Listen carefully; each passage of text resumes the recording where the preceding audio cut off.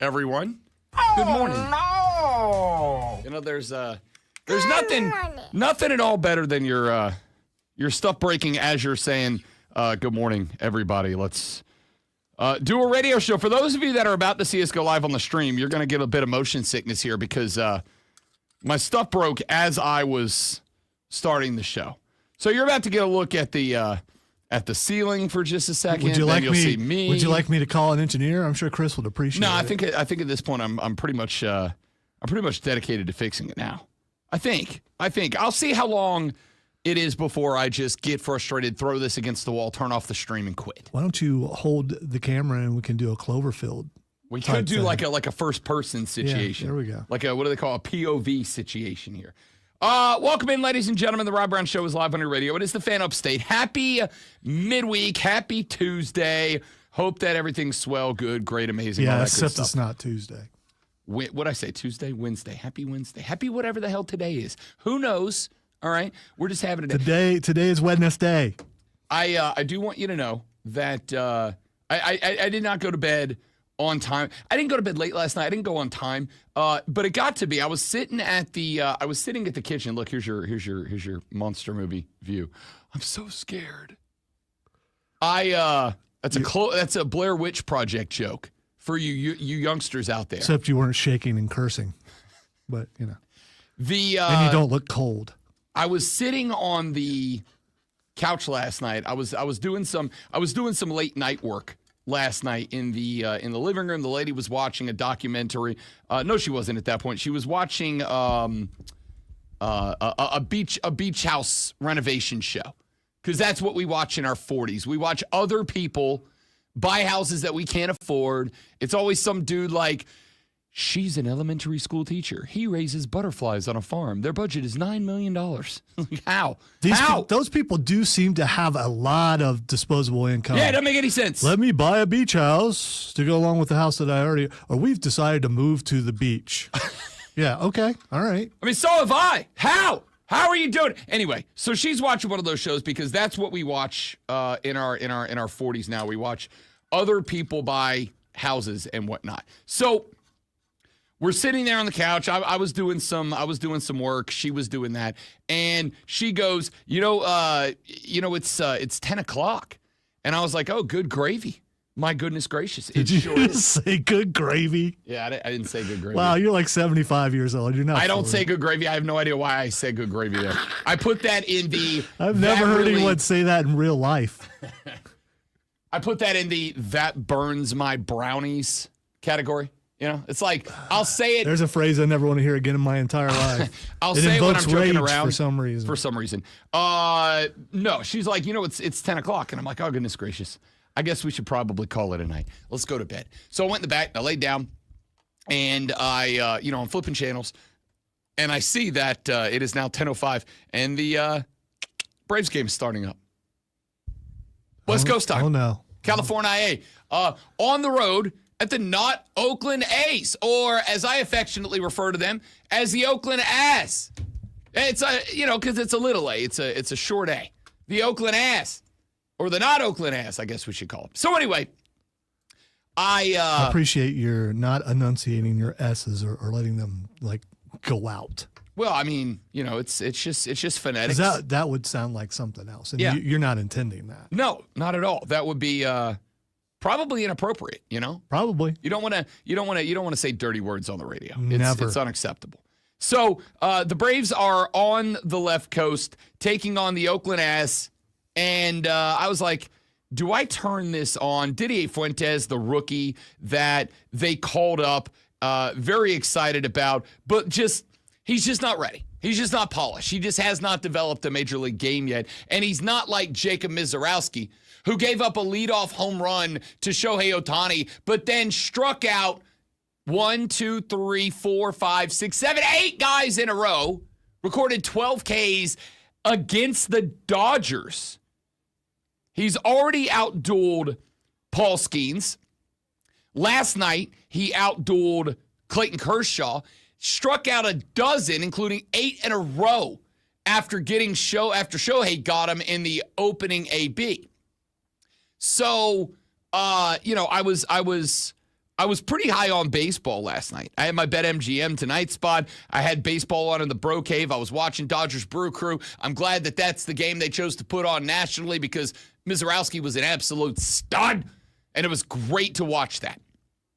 So I was already baseball minded, and I'm like, do I just watch this game? This poor kid, Didier Fuentes, who just isn't polished, isn't ready. They brought him up because there's so many injuries to the pitching staff. They just didn't have any other options. They were out of dudes. They needed a body. They brought him up, and he's getting his ass whipped right now. Do I tune in and see what's happening? And I thought, I'll tell you what I'm going to do. I'm going to go ahead. I've gotten back into the shower, into the routine of showering at night instead of. I usually am a morning shower guy. I like to start off the day with a hot shower. But I've also realized, like, if I take my shower in the morning, I'm also the dude that likes like a 20-minute hot shower to start the day. So I give myself a little extra time in the AM if I shower in the PM. Because usually if I shower at night, this is TMI. You don't care, but like whatever. I'm already here. If I shower at night, like I'm not as much in a hurry. I get in, relax, enjoy. It's a good way to unwind before I go night-night. And then when I get up in the morning, cool, throw on a ball cap, ready to roll. So took the shower. I'm like, when I go take a shower, I'll take the dogs out, I'll go lay down, and then I'll check in on the game. And if it's worth watching, then I may watch, 4, 5, 6 innings while I drift off into Betty Bye. And we'll see how it feels. We'll see how it goes. So I go take a shower, and I get out of the shower. I take the dogs outside. I put my slippers away. I got house slippers. I put them in the house slipper spot. And then I go back in the bedroom, and we've got because we don't care about ourselves, we've got an Alexa in the bedroom. Because you never know when the exact right time to ask Alexa a question to learn something new. Or maybe like, hey, Alexa, play some smooth R&B. You never know when the Alexa could come in handy. So I said, hey, Alexa, what's the score of the Braves game? And Alexa said, at the top of the second inning, it's 5-0 Athletics. They lead the Braves. And I'm like, 5-0? I'm like, what happened? So then I went and I looked. Didier Fuentes threw 1 inning, 5 hits, 8 runs were attributed to him. He gave up 5. He got the rest attributed, started the second inning, was unable to get an out in the second inning. They ended up turning to Jesse Chavez, who just got called up. He gave up 4 hits. He gave up a couple of runs. Like 2 of them it was just not ideal. So I want you to know, great one, that instead of staying up into the evening, instead of risking my own mental health this AM by being up until 1 o'clock in the morning, watching Left Coast baseball with the Bravos on the road, I never even turn on the TV. I let Alexa tell me, the Braves are trash. They are not worth your time. Go back to sleep. Wake up more refreshed tomorrow. And I went, that's a great idea, Alexa. Yeah, Thank you for the heads up. up. The hurt's still there, though. I mean, I thought about that this AM. Because the initial thought that I had when I got up this morning and, I got up, I got dressed, I got ready, and I checked the box score. And when I get in the car in the morning, I tune into a syndicated satellite show on one of the satellite broadcasts.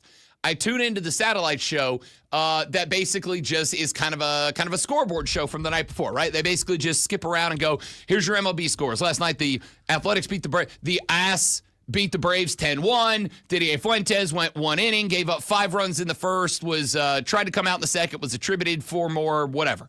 I listened to the scoreboard show. And so I'm driving to work this AM, and one of the first scores they give me when I get in the car to start the drive was the Braves game from last night. And my reaction, and the only reaction I had, which is vastly different than what my reaction has been in games gone by over the past couple of weeks.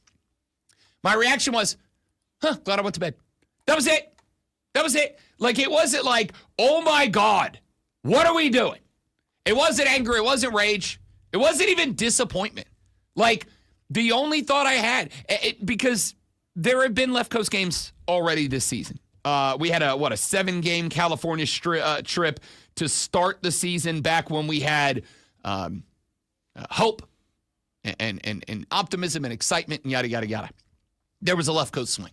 And I stayed up for most of those games, but not all of them, especially after they went like 0-5 to start, right? I was like, all right, whatever. And when I wake up the next morning and they go, the Padres beat the Braves last night 7-1, I was like, oh, son of a biscuit. What are we doing? Come on, guys, get it together. 0-6, where I was, I was kind of upset about it.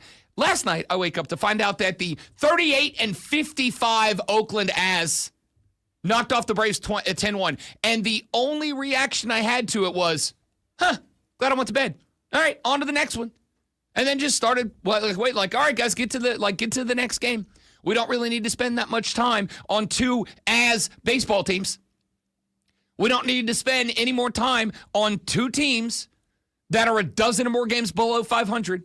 We don't need to spend any more time on two teams that are not going to the playoffs this year. Can we get on? Why don't we do an entire segment on Jacob Misiorowski, who, by the way, the Brewers beat the Dodgers last night 3-1 because Misiorowski is a beast.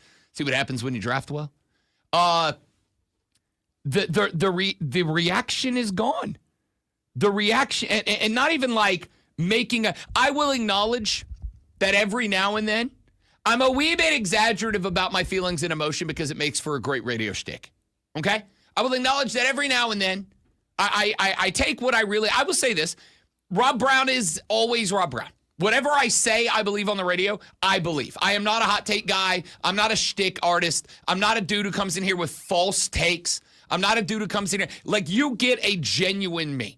If you meet me out at the bar one night, come up and say hi, you will recognize that I'm that dude. I, honest to everything, believe that NFL stadiums should be domed over entirely. All 32 stadiums should be indoors, right? That's an honest take. I say that to my friends at bars. Don't worry, they all hate me too. I am genuine on this mic. I do not make up takes. I do not give you false opinions. Like, I tell you what I feel, what I believe. That is just how I do it. That's my take. This is not an exaggeration of the feelings. This is not an exaggeration of my emotion. This is not me being dramatic at all. I tell you that when I got in the car this morning, and I was like 15 minutes behind where I usually leave this morning. All right, I was running a wee bit late. Dog didn't want to go outside and do the business. I had to hang out there a little, give her some extra time. No anime guy, though? No, I did not see the anime guy this morning. I did, but hilariously enough, I did not see the anime guy. I did get stuck behind a garbage truck, and I'm not, for the record, I ain't mad about that. That dude's doing a job. That dude's doing a job we all need him to do. Like, for some reason, behind the garbage truck was doing like 22 on Haywood, which is a 30. I'm not mad at that guy. I'm like, you're doing your job. That's a big ass truck. I get it. You don't want to sling that thing around, probably load it up with garbage. If you turn one of those over, like, you're ruining everybody in that neighborhood's day and Greenville counties. Like, I get it. I'm not mad. Anime guy, I want to Magneto his car into the air and fling him off into the atmosphere, right? Whatever. I wasn't even mad about that. Like, really, shockingly, hilariously, I'm actually in a really good mood this morning. Probably because when I turned on the radio and they went, the not Oakland As beat the As of the Braves last night 10-1, my brain was like, hey, good job going to bed on time last night, Rob Brown. You were out by like 10:40. That's so early for me. Like, you were out at like 10:40. Great job, man. I'm super proud of you for not staying up and wasting your bleeping time again on this bleeping garbage bleep baseball team. I was proud of myself. I was like, good job. Like, a little discipline there. A little discipline, a little rigidity. I like that. I've been to bed. I've been asleep at 11 p.m. every night this week. That is like an adult accomplishment for me. And all I had to do to go to bed at a, for me, reasonable hour every day this week was just give up entirely on the 2025 Atlanta Braves. All I had to do was just say, I don't care. This team stinks. Management stinks. Coaching stinks. Players stink. I just had to give up my hopes and dreams for another World Series title, and I can go to bed before 10:40 p.m. Good for me. Congratulations. Yeah. Honestly. Like, not even sarcastically. I'm honestly glad, because there's going to be a bunch of late night starts for this team They got a couple more California A swings down the stretch. And now I'm looking at this going, you know how many nights between here and football season? How many nights I now know I get to go to bed at a reasonable hour? Because I've given up and I'm just not going to stay up late to watch this terrible baseball team. Like, what a vibe, dude. What a vibe. It feels good. Feels great. I love it. All right. We got a lot to get to today, ladies and gentlemen. We talked a lot of college football yesterday. We're going to do the same today. And we're going to do the same with a couple of different stories. Number one, and I'll start with this. It's Rankin season. Hashtag peak off season. It's Rankin season. And we have been, because I don't know, man. Like, it takes a lot of brain power to rank stuff. So I'm taking the easy way out. I've been reacting to rankings all week. I've been reacting to other people's rankings. Here's where they're right, here's where they're wrong. Because it's the exact same thing as doing your own ranking with like half the work. And as in all the sports guy who's going to talk baseball, going to talk hockey, going to talk basketball, going to talk soccer, going to talk WNBA. All-star rosters released last night after the team's drafted. Blah, blah, blah, blah, blah. I don't want to sit here and be like, who's got the best this or that? I'm not saying it's bad. It's just not like I don't want to do it. All right? Call me lazy, whatever. But what do y'all want to rank today? I'm going to let you set the ranking season agenda today. What do we want to rank? I saw Cole Bryson generated a little controversy on the Facebook page because he ranked the 6 best home field advantages in college football. And he put South Carolina on the list, put Willie B on the list, did not put Clemson on the list. And it started a little heat. So we might address Cole's rankings. And maybe we rank Cole's rankings. But if you got something you want to rank today, and I don't particularly care what it is, I'm in a great mood. You're my PD this morning. You're my programming director. What do you want to rank? We're going to get to that. But there are some college football stories, too. Very interesting NIL development at the Ohio State University. Jeremiah Smith, probably the most front-runner non-quarterback for the Heisman. He signed an NIL deal yesterday with Adidas, with Adidas. Here's the problem. Ohio State's a Nike school. So what do we do? What do we do? How are we going to handle this? Does he have the right to wear Nike gear, or Adidas gear, even though Ohio State's a Nike school? Is this a lawsuit? There was another big lawsuit. A first liturgical? No, that's a church thing, right? Yeah, liturgical is a church. First, I'm going to have to look it up. I'm not sure. Liturgical is a church thing. Okay. Has to do with the liturgy. Catholic. The first litigation pushing back, like major serious litigation, pushing back on the House v. NCAA settlement is dropped. We're going to address that. We got a lot, all right? 844-326. Wow, that is a word. Liturgical refers to the forms and practices of public worship, particularly in Christianity. There you go. See? Yeah, I'm not going to remember it, but it was a good moment. I haven't always been a piece of trash. It's a recent development. All right, let's take a break. We're going to get to all that and more as the Rob Brown Show rolls on. Happy Wednesday, my dudes. Let's get it. It's the Fan Upstate. Hey. That's an easy list. We all know who number 1 is. Kane. Wide receiver. So start at number 2. Got it. No, above that. Canes. The top 5 teams with the most arrest records. Wait. I got to show you something. You're going to love this. I have another case of Instagram memes going off. See if I can find it.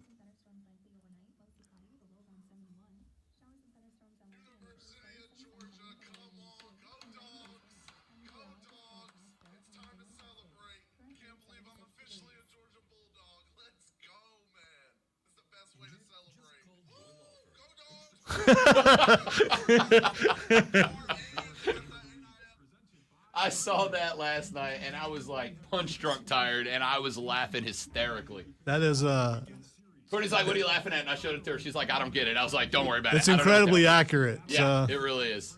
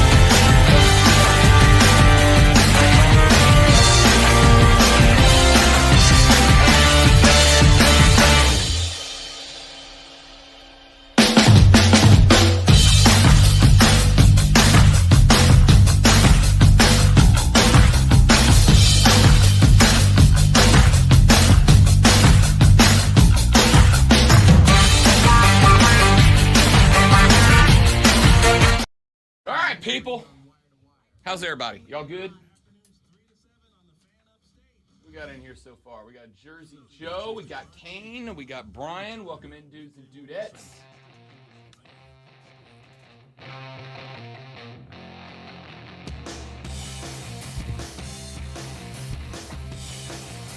Got a tweet during the break at the Rob Brown Show. You can follow me on X. You can follow Lonzo at Lonzo on Word.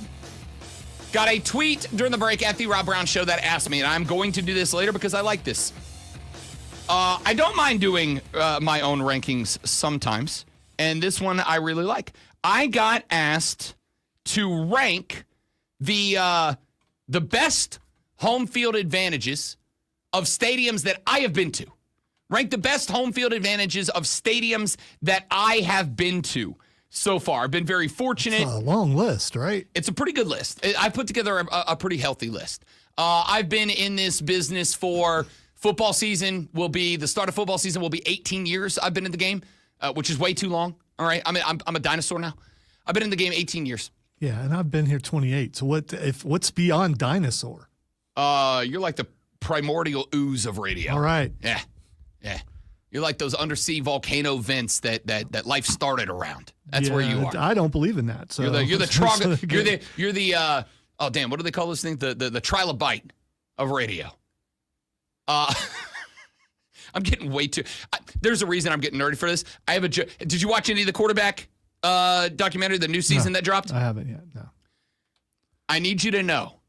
There's a clip from Joey B in it, from Joey Baby, Joey Burrow, Ice Joey B. There's a clip I'm going to play later, and you're going to be like, no wonder you like that dude, you nerd. It's incredible. I got to finish splicing it up a little bit. I got to cut out some of the ifs, ands, and buts, candy, and nuts to get it ready for the air. But you're going to go, yeah, it checks out that Rob Brown's a Joey B fan. So I'm kind of up in my nerds this morning, courtesy of Ice Baby Joey B. So I got asked to rank my top 10 college football stadiums that I have been to so far, which is not a super long list. Like, I have not gotten to nearly the number that I want to go to, but I've gotten to go to a pretty healthy number of college football stadiums. The overwhelming majority of them, with a couple of exceptions, the overwhelming majority of them have been in the Southeast, like across the Southeast. I've not gotten to as many games as I'd like to outside of the Southeast. I've been to one or two. I'm going to tell you this. Is it good or bad, Zoe, though I'm going to do this later on in the show? Is it good or bad to give away my number one right now, or do I tease that for a little while? Do I give you the number one and say, I'll tell you the other ones and how they stack up behind number one? We've been told the importance of a good tease. That's quality radio. Yeah, but it's the tease. Here's number one. Find out where your team, because I have been to both Clemson and South Carolina now, like multiple times. So do I say, here's number one, see where your team stacks up after my number one later in the show? Or do I say, here's number 5 or number 7 or number 10, see where your team stacks up ahead of that later? Or in your case, number like 23. Nah, I think I'm at... And I'm doing this off the top of my head. Is this just college or is this college? Okay, yeah, he asked college. for the top 10 college football stadiums that I have attended a game at so far. Not just been to, because I've been to more than I've seen games at. You throwing your alma mater in there anywhere? The University of West Florida did not get its own dedicated football stadium until I left. The first year that I played there, they actually didn't get a football team until after I left. Oh, okay. But I have been to a UWF game. However, I went their inaugural year, and the first year that they played, they were playing in the Pensacola Blue Wahoos, which is their minor league baseball team, which is downtown. They did not have a dedicated football stadium yet. However, Blue Wahoo Stadium, as far as college stadiums go, you could do worse. Granted, it's a baseball diamond, so like the only two places to sit were on the right field line, and then you were looking at the end zone going out, or on the left field side, which you were going along the field, but the bleachers stopped at like the 40 going in. Yeah, I've seen that. The college that I played in a minor league stadium once, and actually multiple times, because the college. Do I forget the name of the college? There's a college downtown Columbus that we played. And so we had to play I can't remember the name of the baseball stadium. That makes me mad because I went there a ton of times. But so anyway, I've been on the field during the game. I didn't get to play. Yeah, not a great setup for football. It's not. But if you need it, if you need it and you're going to play, whatever, I'll take a stadium, right? However, I will say this. Number one, because it was in a minor league baseball stadium, you could buy brewskis at the game. That's going to bump up any stadium I go to. Can I get a beer? Columbus Clippers. They were a Yankees affiliate. Nice. We had the Wahoos, at the time a Reds affiliate. Now they are with the Marlins, I believe. I did that without looking it up. My brain actually started working. So. I believe in you the whole time, buddy. And of course, they got Pensacola Bay out the right field wall. Sunset's right over the stadium. It's a gorgeous view. It's a great crowd. Not a great setup for football, but like I can buy a beer. The crowd's amazing, and it's got one of the best views that you're going to find anywhere. So like UWF, small level JUCO ball, probably going to find its way somewhere on the list. I'll tell you what I have to do, and the reason I got to push this towards later on in the show is I got to write down everywhere I've been. Like, I'm going to have to take the trip down memory lane. You don't want to just go, oh, this is it, and then remember that you went somewhere else and that ended up being better than, Well, the reason I asked, do I tease number one and say, where does your team stack up after this? Or do I tease, like, towards maybe not the exact number, but towards the bottom of the list is here. Where does your team rank above that? Is because I do have a clear-cut number one. I have a number one. As soon as I read that, I'm like, bang, that's my number one. I already know what power rank number one is. Hi, I'm Rob Brown. I've been to South Carolina and Clemson. Are one of those my number one ranked? See, that might be the tease. That might be the tease. But I will also say, as part of the tease, neither one of those two stadiums are my number one. I want to know who's ranked 13th. Have I been to 13? I probably have been to 13. It's probably around where my number is right now. But I am going to have to. I'm going to sit during one of the breaks. I'm going to sit and I'm going to take a trip down memory lane of the last 18 years I've been covering college football, and I'm going to see if I can get to 13. I think I can. There's going to be some small schools in there too. There's going to be a couple of smaller schools I've attended, but I think I can get to 13. Probably. I'm going to say probably 10 of them are SEC, ACC, independent. Have I been outside of those conferences for an away game? I don't think I have, actually. I think all of my big schools are ACC and SEC so far. I'm gonna take the trip down memory lane. So I will. I think Shane was the one that sent me that. I'm gonna take that stroll down memory lane over the next couple of segments, Shane. I'm gonna write down as many as I can remember of the stadiums that I have seen a game live and in person at so far, and I will, as we get to the end of Rankin season, I will see if I can put together the power ranking, because, again, peak off season, of football stadiums that Rob Brown has attended a game at. Because I don't know. One of the reasons I don't really do best home field advantage in football is because I think largely most people are having to rely on other people, right? Like, I think largely most people are having to rely on other people's anecdotes, other people's stories. I think you can lean on some stuff, right? Like, I think you can lean on the EA Sports college football 26 rankings. I think you can lean on those a little bit. They put a lot of research into that. I think you can lean, in this case, though I advise against it most of the time, I think you can lean to some degree on anecdotal experience. If somebody's been to a bunch of stadiums and they go, yo, this one stood out, I think you can take that. You can certainly lean on what you see on TV, right? Like, I haven't been to a whiteout game at Penn State, but I do have a television and two working eyeballs, and largely, though I have not attended a game yet, Double D's been trying for 3 years to get me up there. He's a Penn State guy. He goes to the whiteout game every year, takes the weekend off to go, and Double D has been inviting me for like 3 years to go up to Happy Valley and go to a whiteout game. I was going to go this year because it is against Oregon, and I actually haven't ruled it out yet because... When? I mean, when in the year is it? It is September 27th. Now, here's why that's interesting. Because forewarning in advance. Rob Brown will be out on September 29th this year because on September 28th this year, the New Orleans Saints are playing at the Buffalo Bills. And a dear friend of mine who just left the upstate a couple of weeks ago, our buddy Jack, is a Buffalo guy, and he just moved back up north. So he invited me. He's like, yo, look, my parents live like 2 blocks in Orchard Park. They live like 2 blocks away from the stadium. We're lifelong Bills fans. We tailgate at the house because it's walking distance to the stadium. We hang out with Bills Mafia. Do you want to come up for Saints at Bills? And I'm like, you know what? I actually do. Because even though I 100% I'm going to go and I'm going to have the Saints gear on and whatnot, there are 2 things that are true about that trip. Number one, we're going to get our asses kicked, right? I'm not going up there with expectations. Josh Allen's going to beat us by 50 because this team's going to stink. But I do get to see a Saints game live, A. And B, I get to go to an NFL stadium that I've wanted to go to for a long time. Number 2, anecdotally speaking, I've heard that Bills Mafia is actually a great away crowd to hang out with. I've heard that Bills Mafia is like, you know, you don't want to go to Oakland as an away fan. You don't want to go to Philly as an away fan. Like, those people are just, they're brutal.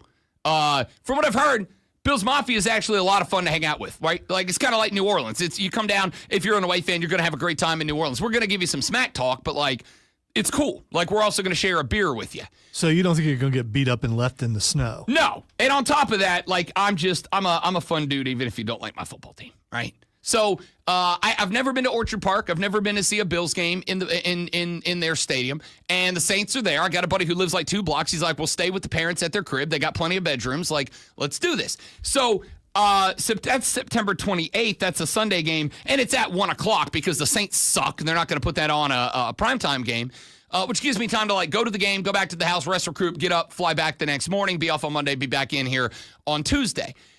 The night before is the whiteout game at Happy Valley. Now, it is like a 7-8 hour car trip from one to the other, but I was talking to Jack, and I'm like, yo, here would be the play. We go to Penn State, we go to the whiteout game. Granted, those tickets are going to be like $300, but hey, we're already in for a dime this weekend. What's another $3? We go to Happy Valley, we go to the whiteout game, Oregon, Penn State. Then we get in the car, we drive back to Orchard Park overnight. We get like 4 or 5 hours of sleep. We get up, we go hard in the paint for Saints Bills. We go back to the crib, we sleep for like 12 hours, we fly home after that. What do you think? And it's up in the air. So it's probably like, it would be a lot.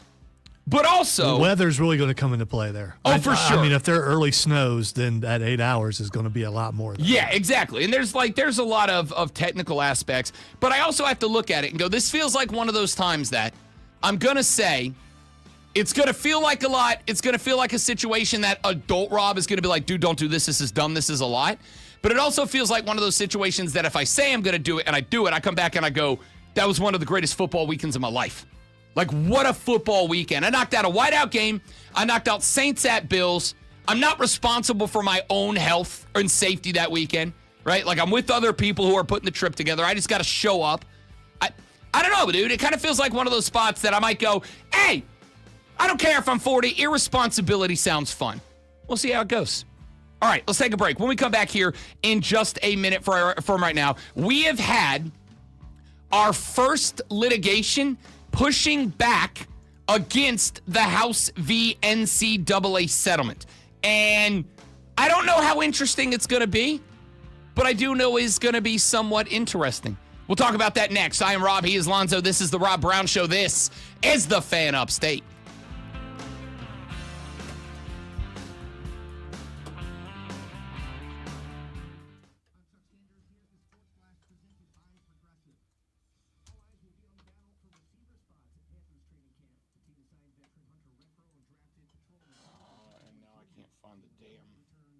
Article of it to use.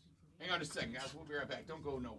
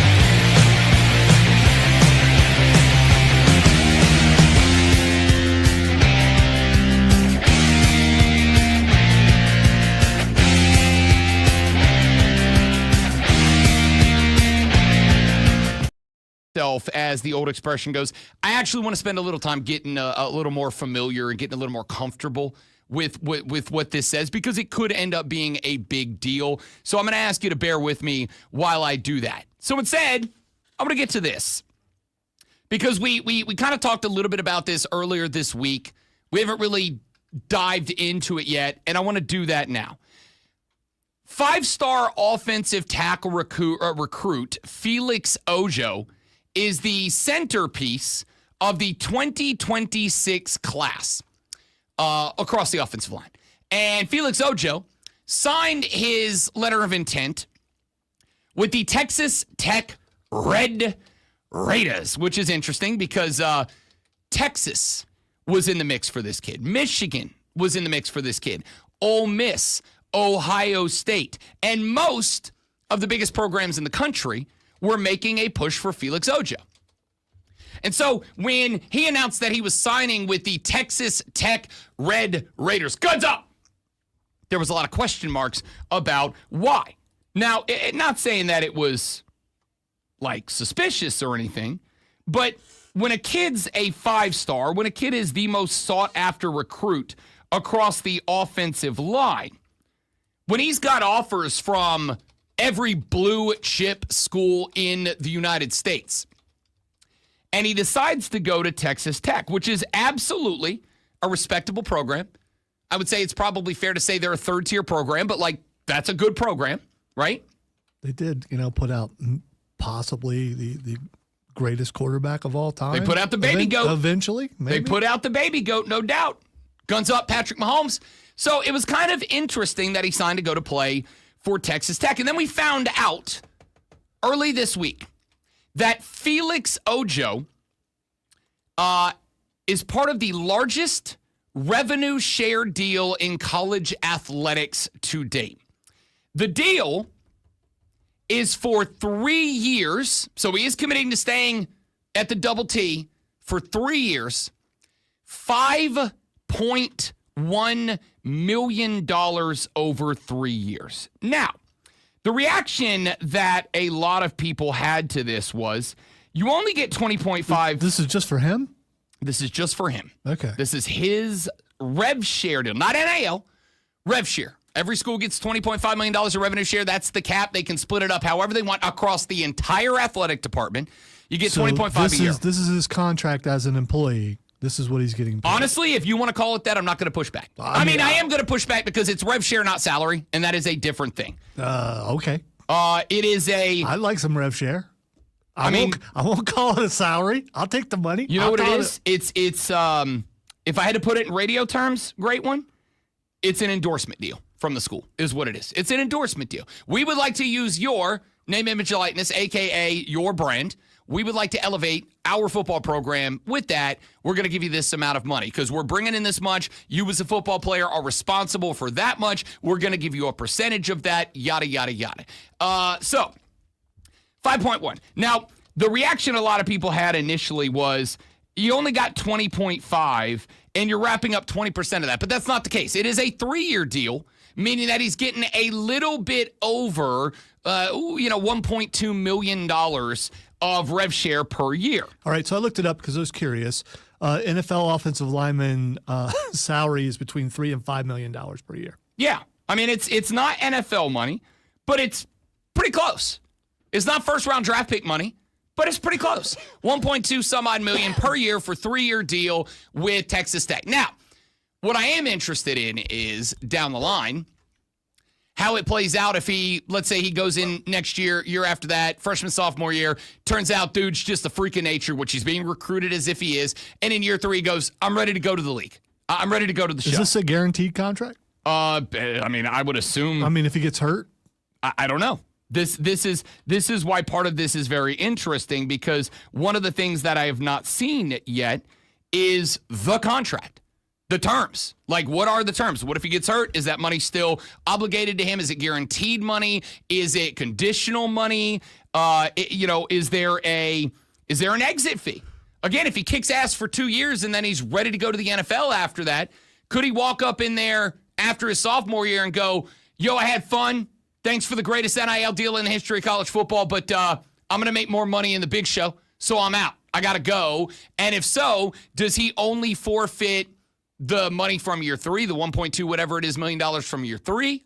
Does he have to repay everything because he broke the I don't know how any of this works out. And that's why, to me, this story is going to be so very interesting. Ojo's agent, a cat by the name of Derek Shelby of an organization called Prestige Management. Prestige Worldwide. That's a Step Brothers joke. Great movie. Got to watch it. Incredible. Derek Shelby confirmed the reported numbers around Ojo's revenue share deal this past Monday before revealing that his other offers decreased overnight as the new NIL model was instituted on July 1st. Shelby said in an interview with Front Office Sports, quote, "What a lot of schools are going to do is allow that house settlement cap to lower the numbers. We've seen that with Felix. Some numbers went down overnight based on the house settlement. And I can understand that when you have $20.5 million that you can spend, football is probably going to average $16 million, and there's 105 players. So you have to have a good GM and a good staff to really be able to manage that money," end quote. Felix's other NIL packages began to dip, according to his agent, after the rev share cap became known, but Texas Tech stuck to their original number of, if the rev share is a thing, 1.2 some odd million, but we want a 3-year commitment out of that. His agent said Texas Tech is the one school that did not back down. This is going to be a very interesting follow over the next couple of years. Because on one hand, Felix Ojo may say, yeah, I'm playing all 3 years. You're giving me $1.2 million. You rolled the dice. You're giving me more money as an offensive lineman than anybody else so far is making in rev share. But I'm also going to say, much like with salaries in the National Football League, right? Like every year we have a new highest paid quarterback, and every year we have a new highest paid non-quarterback. We had, we have like 3 different pass rushers were the highest non-paid quarterback. Myles Garrett was the highest non-quarterback. Didn't Max Crosby hold that title for like 2 days? And now TJ Watt of the Steelers is reportedly looking to sign an extension with that football team, and he wants to become the highest paid non-quarterback. And the reality is, at some point, an NFL franchise is going to have to look at a great player like a TJ Watt or a Max Crosby or a Myles Garrett and go, no, like we can't do that. We only have so much money to go around. We got to build a 53-man roster out of the deal. We got to be able to pay the practice squad guys, etc. We don't have money to make you Trey Hendrickson, even if you are a guaranteed 9 sacks per year. We don't have the dollars to make you the next highest non-paid quarterback. We ain't got that money. Colleges are going to have to do the same thing. At some point, somebody is going to go to a big-time school. They're going to go to an Ohio State. They're going to go to a Michigan. They're going to go to a Georgia. And they're going to say, look, Texas Tech just gave an offensive lineman, what we understand, going to be a good one, big 5-star recruit. You all know that stars mean legend, which, I mean, stars do matter. Right? Like I can't pretend that the ranking system isn't not flawless, but it's pretty good. A 5-star offensive lineman who is a class member for next year, by the way, class of 2026, entrance in 2026, not this season, but next. So the dude still has a year of high school football to play, and yet he has signed a rev share deal with Texas Tech that is going to pay him over $1.2 million a year for 3 years. But when does the line, when does he get paid? Is he paid while he's in high school? No, because he's not on the contract okay, yet, right? But so he still has to play another year of high school football, right? Now here's my question. Would you, if you are Texas Tech, can you? Because I think a lot of questions that we have asked about all this is, would you this, would you that? And I think the more important question is, can you do this? Can Texas Tech say, in order to give you that $1.2 million a year on a 3-year deal and a rev share cap, or a rev share cap, yeah, I was right. In order to give you that, you have to play high school football this year.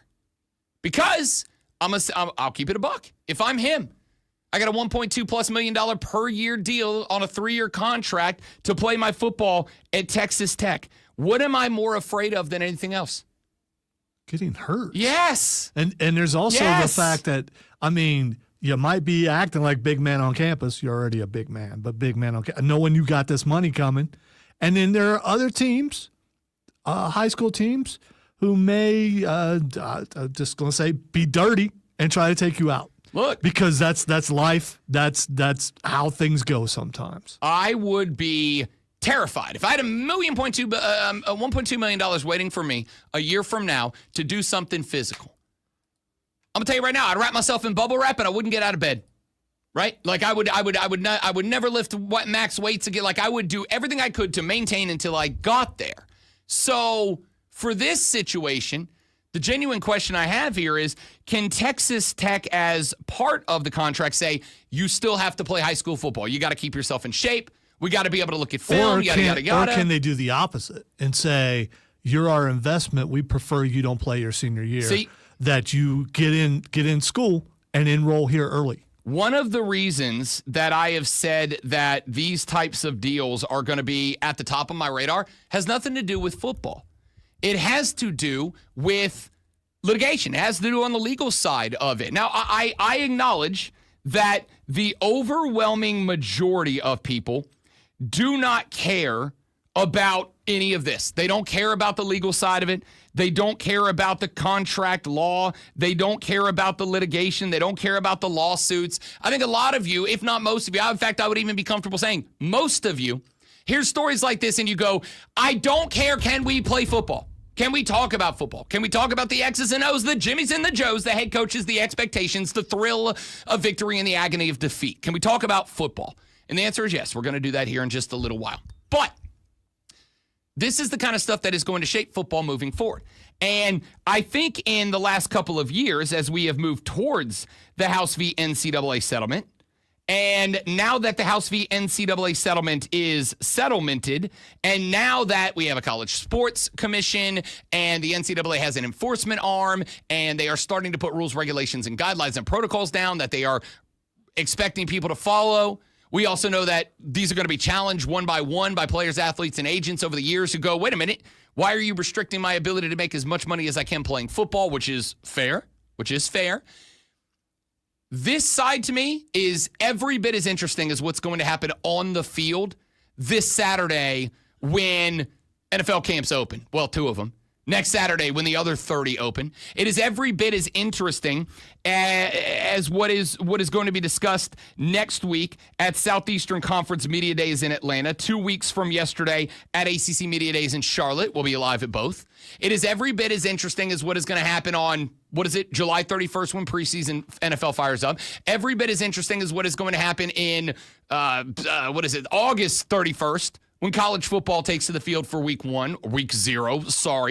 This is every bit as interesting because this kind of stuff, this is what is going to shape what we are talking about and how college football looks 2 years from now, 5 years from now, 10 years from now, 15 years from now. These things matter every bit as much as what is happening on the baseball field. So I am interested because I'll ask one more question. I know we got to go to break. Here's one more question. Are these types of contracts going to become public information? If a public university, if a state university signs some sort of rev share deal with a player, is the university obligated to provide that contract as legal information? Like in a place like Florida where there's sunshine laws, everything a Florida state school institution does is eligible to for a FOIA request. Unless a judge says, no, they don't have to give it to you. FOIA requests are out there. But I would also say if you're the school, don't you look at it and you go, actually, we want to be able to protect the players. We want to protect them. We don't want their public stuff getting out there. So, no, we're not going to. I don't know. That's why I'm saying the most interesting few years of college football might be the next 2 because of how many questions, despite everything we do know moving forward, what we don't know. And this, to me, opened up a huge can of worms in the, I don't know, discussion. All right, so we'll circle back to that later on in the show. I got a bunch of texts from you guys. I'm going to read those. When we come back, we'll respond to them. Water cooler cheat sheet in the next segment. Top 3 sports stories you need to know. But I'd be willing to bet at least a couple of them are in Lonzo Sports Flash. It's like he had knowledge of that. Despite a day off, the Braves dropped their 5th consecutive and first of a 3-game series against the A's last night, 10-1. Didier Fuentes was pulled after just 1 inning after surrendering 8 runs on 5 hits, including 3 home runs. I think I could do that. The series resumes tonight at 10:05, and I'll take the pay for it too. Brewers rookie Jacob Mizorowski faced his toughest start against the Dodgers yesterday. Shohei Ohtani homered in the leadoff at bat, but Mizorowski struck out the next 8 batters and recorded a dozen Ks in a 3-1 victory. Las Vegas Aces star, former Gamecock and reigning WNBA MVP AJ Wilson, trying to not cough here, exited an 87-78 loss to the Liberty last night with a wrist injury and did not return to the game. Wilson will have imaging on her wrist and further evaluation sometime today.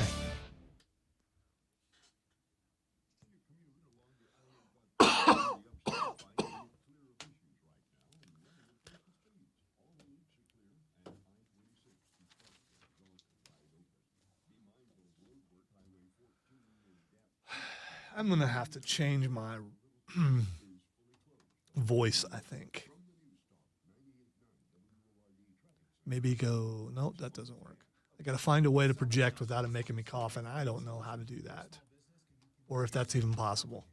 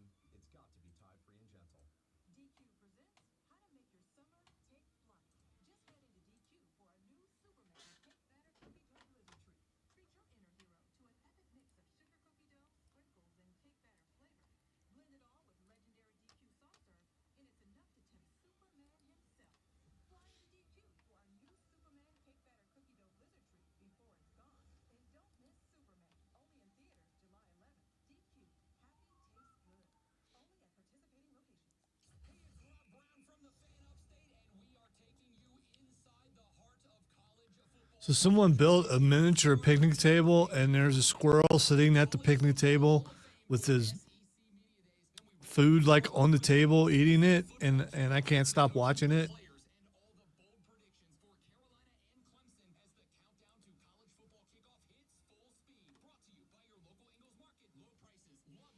It is the simple things.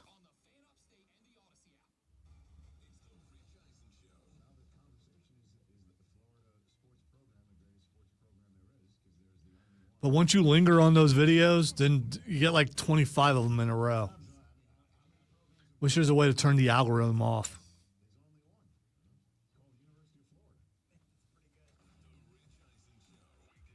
But the squirrel looks really comfortable sitting at the picnic table. So someone created like a little miniature picnic table for birds, but the squirrel sit down and put all of his food on the table, and he's just sitting there eating.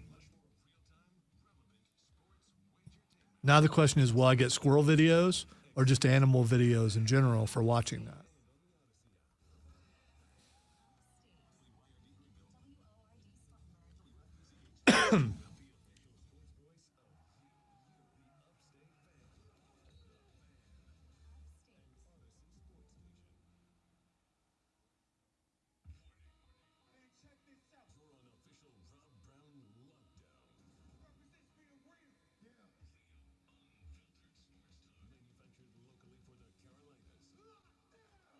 They got women on the beach flipping the guy off because they don't like the hat he's wearing. Okay. Bring back the squirrel.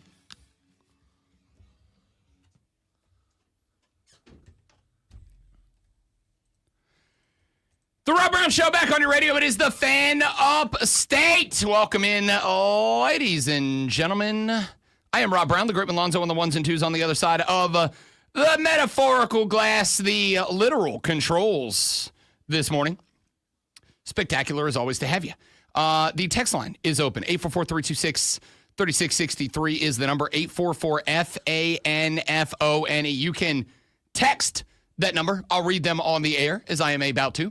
You can call that number. You can get on the air. And because I am, I believe at this point, legally obligated to say it multiple times per show, calls are welcome. Calls are encouraged. In fact, calls go to the front of the line. Inconceivable! I know. The show is better if you are a part of it. 844-326-3663. And here's the other little secret that I probably don't say enough. You can call and talk about any sports topic you want to get to. Honestly, you could probably call and talk about just about anything you want to get to. But, if it's not sports, it's got to be quick. But you can call about any sports topic you want. You want to talk about Jacob Mizorowski just owning the Dodgers last night? Because I do want to talk about that. This dude. Is that him? He's got a really long head. He's 6'7", I believe. And one of the things that makes Mizorowski interesting, he throws, although he's more of an over-the-top slot guy than Randy Johnson was. Randy Johnson kind of had that almost sidearm delivery. When you are 6'6", 6'7", Randy Johnson was, 6'10", or whatever it was. It looks like he's going to fall every time he throws He's the ball. lanky. Yeah. He's lanky. And what's interesting about a guy like that, I was talking with Cody Decker about this on Saturday because we were talking a little bit about NL Rookie of the Year. We were talking about it from a betting perspective.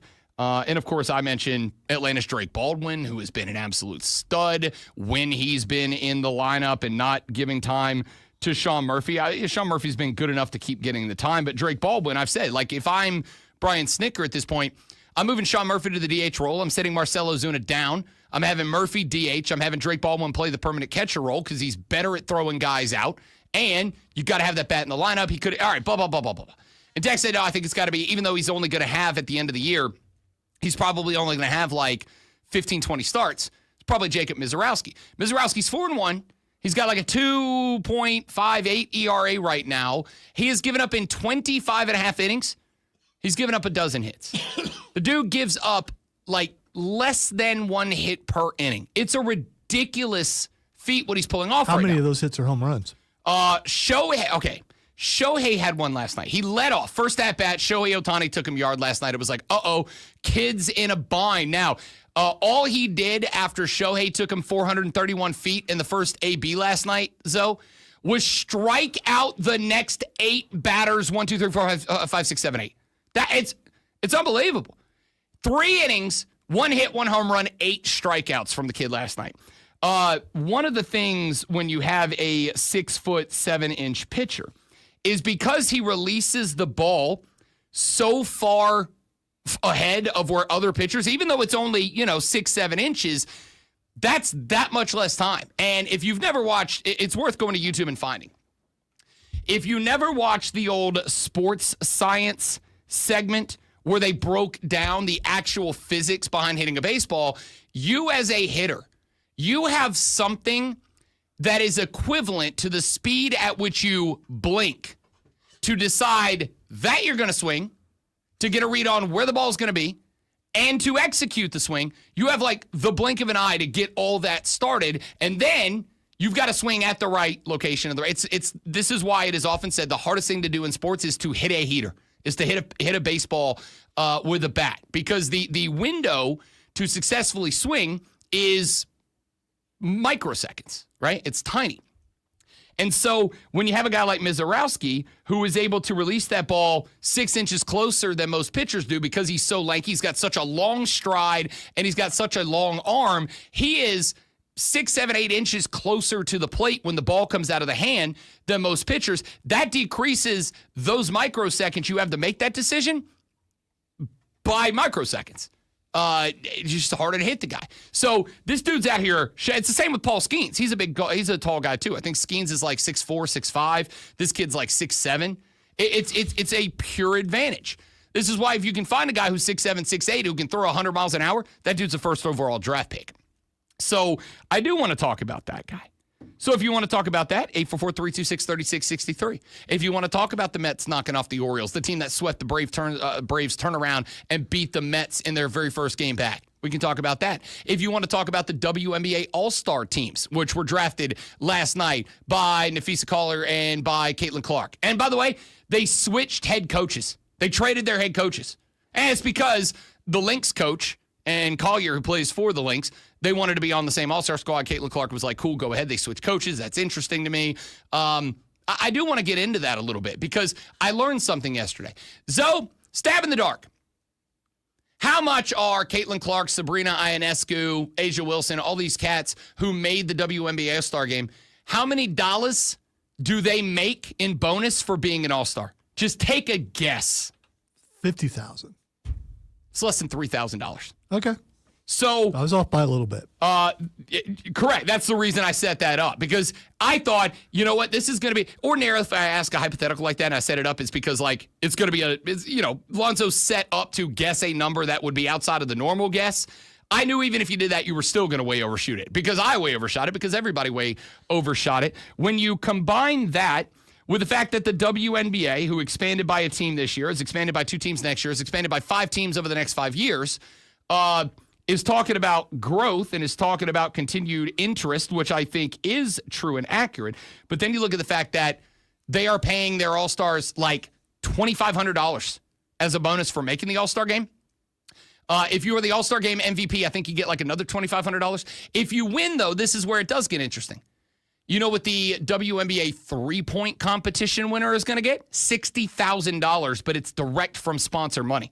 Like one sponsor is putting up the paycheck for that. And the WNBA is kind of making it for the gals in the game, where participating in the skills competitions is like 50 times more financially lucrative than actually playing in the All-Star game. Is growth really there in a way that's impactful? I want to have that discussion. So if you want to talk about that, 844-326-3663. Phone line's open. Your calls are welcome. Your calls are encouraged. And any sports topic you want to get to, even if I haven't talked about it yet, you are welcome to bring it to the table. By the way, really quick, according to AI Overview, which is always correct, the average salary for a 2025 WNBA player is around $150,000. Yep. So if you're making $150,000, $2,500, it's a big deal. It is. I'm absolutely not saying that it's not. It is a big deal. And on top of that, like, these are the type of things that you do as an athlete that get you to a spot where you become more viable as an endorser of product, right? Like if you want a shoe, Caitlin Clark got a shoe. Asia Wilson's got her own shoe line. You want that? Being a multi-time WNBA All-Star, even if it's not paying you directly for doing it, opens you up to that. And now we are starting to see Nike and who is it? New Balance has signed Cameron Brink of the Sparks. Like that's how you get more popular as an athlete. And if you get more popular as an athlete, people start watching the games. Now the league continues to grow. So even though it's maybe not where the women want to get paid for what they're accomplishing, at the same time, I point out that it is also pivotal and critical to the growth of that game, that sport, that league. So we're going to get into that a little bit later on in the show. But real quick, before we get to the water cooler cheat sheet, a couple of texts, because I did say I was going to read them. Was talking about Rankin season. Steve from Spartanburg texts the show. He says the ranking method is smart, not lazy, brother. Yeah, again, like ranking season isn't my thing, because ranking season to me, like I'm an all sports guy. I understand that not everybody is. I understand most of you guys are like college football first, last, and only. I love baseball. I want to talk about baseball. I love basketball. It's pivotal NBA season right now. We got summer league games happening. Con Knipple will make his debut for the Charlotte Hornets Friday night. Like my Friday night is wrapped around watching a Hornets summer league game. I want to talk basketball, hockey. What the Carolina Hurricanes are doing right now in the offseason, huge gamble. And if it pays off, maybe they get Florida. And if it doesn't, it's rebuild time. That's interesting. I want to talk about that. But I also understand that if you're a college football guy, ranking, best helmets, best home field advantage, whatever, best band, I understand that those things are interesting and conversation generators as well. So I get what you're saying, Steve. Appreciate that. Tex says, heck, next step they will be able to do NIL or pay in high school starting in their junior year because at 16, they can legally go to work. That's on the table. There are some states, I think Florida is one of them, that is discussing legalizing NIL for high school athletes. I'll tell you right now, the county I grew up in, huge high school football county, right? In Texas, there is a high school in Texas right now that is completing, Lonzo, I'm not making this number up, a $65 million high school football stadium that they expect will have an average attendance of north of 12,000 people per home game for this high school football game. It's huge. Do you think that there is not, especially if some states have made it very easy for students to transfer school districts and transfer schools, do you not think that there's a couple of businesses in towns like that one that wouldn't love to be able to put a little money forward to talk some of the best players from other high schools to come play for theirs? Just like colleges have their super fans, high schools do too. So I would absolutely think that's in the future. Like, I know you were being mildly sarcastic, but I don't think you're wrong either. And are we good with that? Like, that's an interesting discussion. Texture said, Rob, I hope you get a chance to read this. As a former pitcher, I never thought, where'd the rest of that text go? I never thought a W or L as a stat. I never went back to the dugout and cheered my team on to get wins to benefit me. It was a team game. W and L, not a QB stat, nor a pitcher stat. Paul Skeens, it shouldn't be counted against them. Justin Verlander was known for his 0-1 runs through 7-inning games, but never got W's because at the time, the Tigers would never produce runs when he pitched. That's from Kevin. Kevin, appreciate the text, and I 1,000% agree with you. In fact, I have said, and I'm going to do this at some point. It may be Saturday during Bet for the Cycle. I don't know, because we got SEC, ACC Media Days coming up. I'm kind of busy. I do want to go back. And for at least the Braves, though I'm going to do this for Paul Skeens. In fact, I, on Saturday, said when I came up with this idea that I'm going to name the stat the Skeens. If a pitcher goes 5 innings or more and gives up 2 runs or fewer, I'm calling that a Skeens. A game in which they take a loss, but it is absolutely not on the pitcher. It is absolutely on the fact that their team could not produce a run. I think that's important. So I am going to go back and do that. All right. You know what? We're going to undertake the challenge. I got about 4 minutes. We're going to run through 3 items on the water cooler cheat sheet. Are you ready for the playbook of the peculiar, the almanac of the absurd, and the encyclopedia of the extraordinary? Well, you better be, because we're diving headfirst into the 3 top stories that will have your coworkers saying, even before they take their first bathroom break. No. Here we go. Welcome to the water cooler cheat sheet on the Fan Upstate. Another Steve, a different Steve from Spartanburg, Texas, the show said, I'd rather talk Duke's Mayo than that boring crap Steve brought up. Sincerely, the real Steve. We have a Steve from Spartanburg, the Steve from Spartanburg rivalry on the text line. I'm here for it. Subscribe. All right, water cooler cheat sheet. We got to sprint through these. Let's go to item number 1. Next week, the show will emanate live from the College Football Hall of Fame in Atlanta, Georgia for SEC Media Days. This week, Big 12 Media Days started off, and it started off with a bang as Commissioner Brett Yormark in his opening statements doubled down on the 5+11 college football playoff format. The Big 12 and the ACC have pushed the model, which would give automatic bids to the 5 highest-rated conference champions and then 11 at-large bids determined by the CFP selection committee rankings. After that, the 5+11 model did gain some support at the SEC Springs meetings, while the Big Ten is focused on the 4-4 whatever model, where they get 4, the SEC gets 4, the ACC, Big 12 each get 2, and then the rest get divvied up.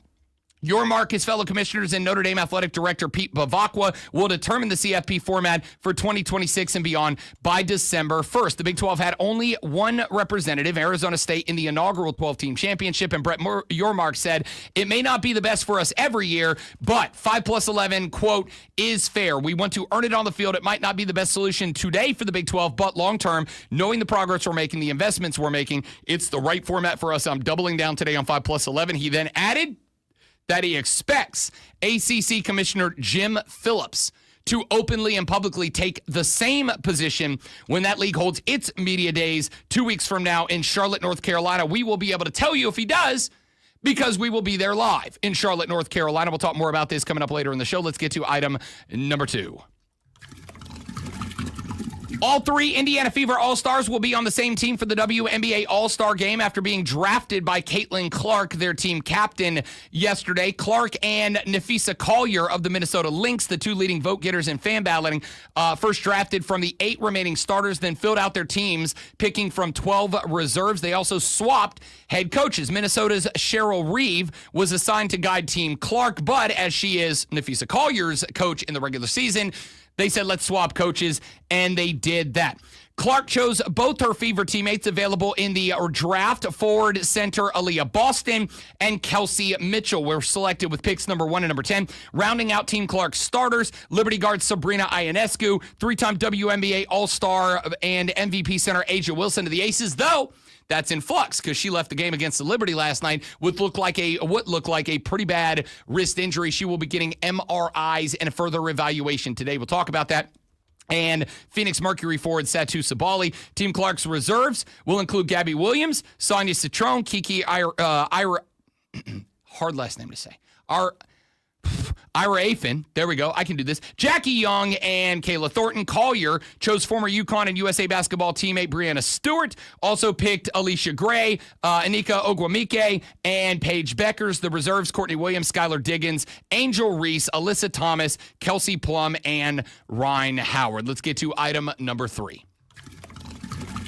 Not going to spend a ton of time on this in an abbreviated water cooler cheat sheet because I don't want to. The Oakland, or shall I say not Oakland, as knocked off the Atlanta Braves last night 10-1 in a 10:05 left coast game. Didier Fuentes, the rookie, got his next start. It did not go well. Made 1 inning, got all 3 outs in inning number 1 despite surrendering 5 hits and 5 runs in that inning. He started the second inning anyway, got tagged up for a few more of the 5 hits that he surrendered. Jesse Chavez came on. He did give up 2 earned runs. The other 3, as the Oakland As put up 9 in the first 2 innings and another in the third, were credited to Didier Fuentes. So in his third loss, 0-3 is the Rook.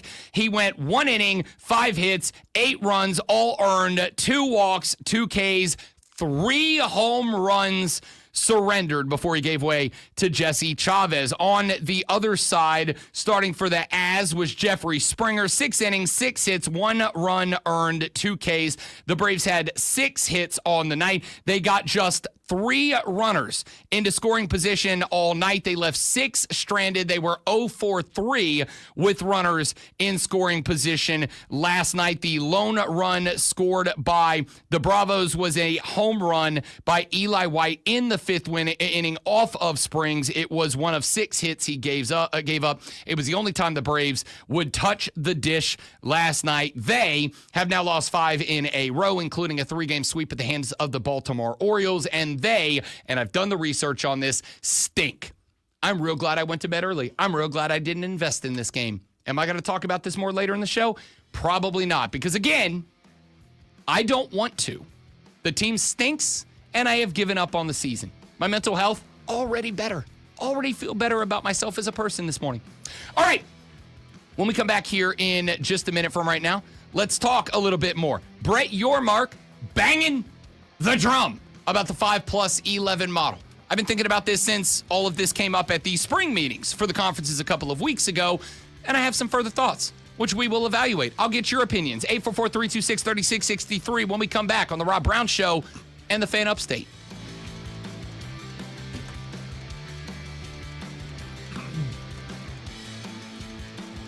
When you get a chance, look at Twitter and then call your brother and ask him if he will. Right back, guys. Stay right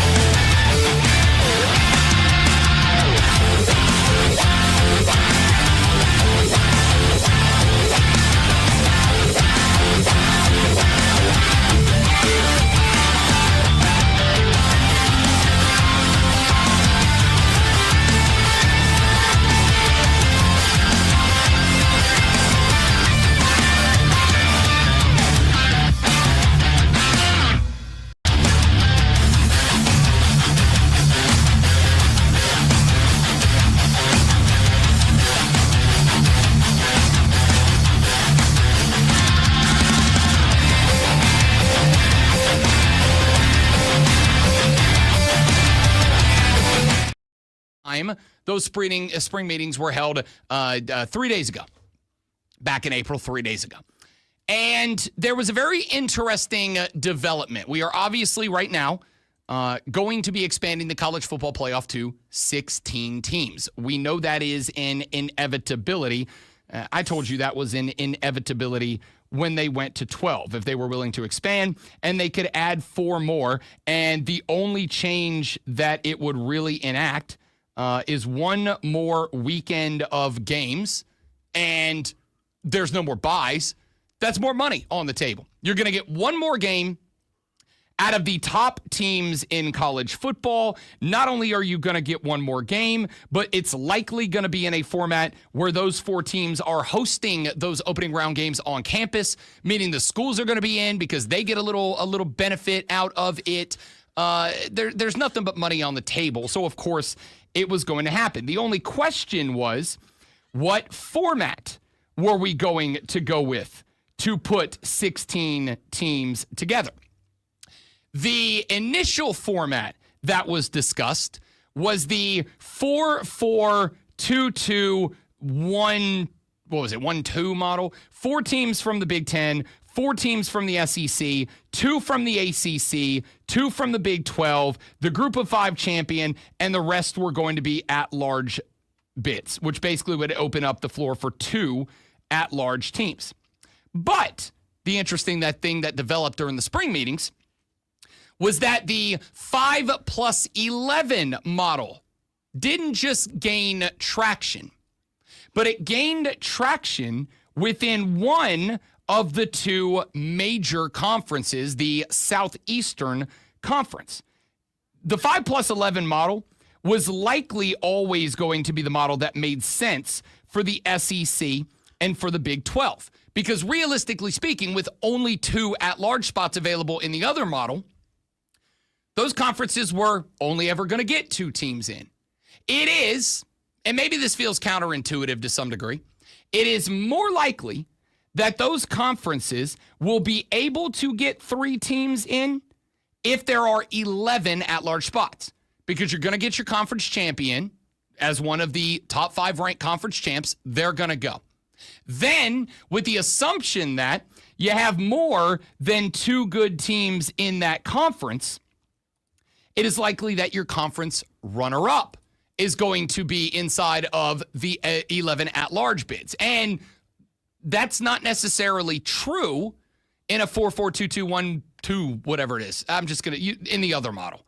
That's not necessarily true because you'd have 4 from the SEC, you'd have 4 from the Big Ten, you'd have your highest 2 from the ACC, sorry, I should say your 3rd team, unlikely to get in if there's only 2 at-large spots. But with 11 at-large, it is likely that your conference champion is going to go.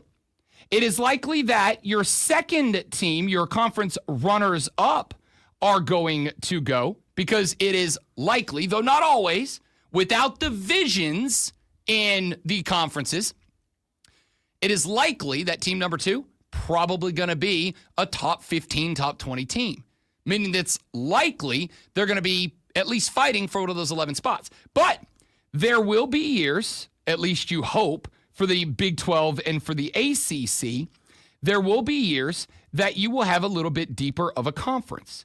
And there will be years, you hope, if you are the Big 12 and the ACC, that you will have a team that gets left out of the conference championship game at 11-1, at 10-2, a team that is inside of the top 10 and could grab a 2nd at-large spot, which they might not ordinarily do if the SEC and the Big Ten are both getting 4 spots, meaning 8 of 16 spots. Half of the field comes from 2 conferences.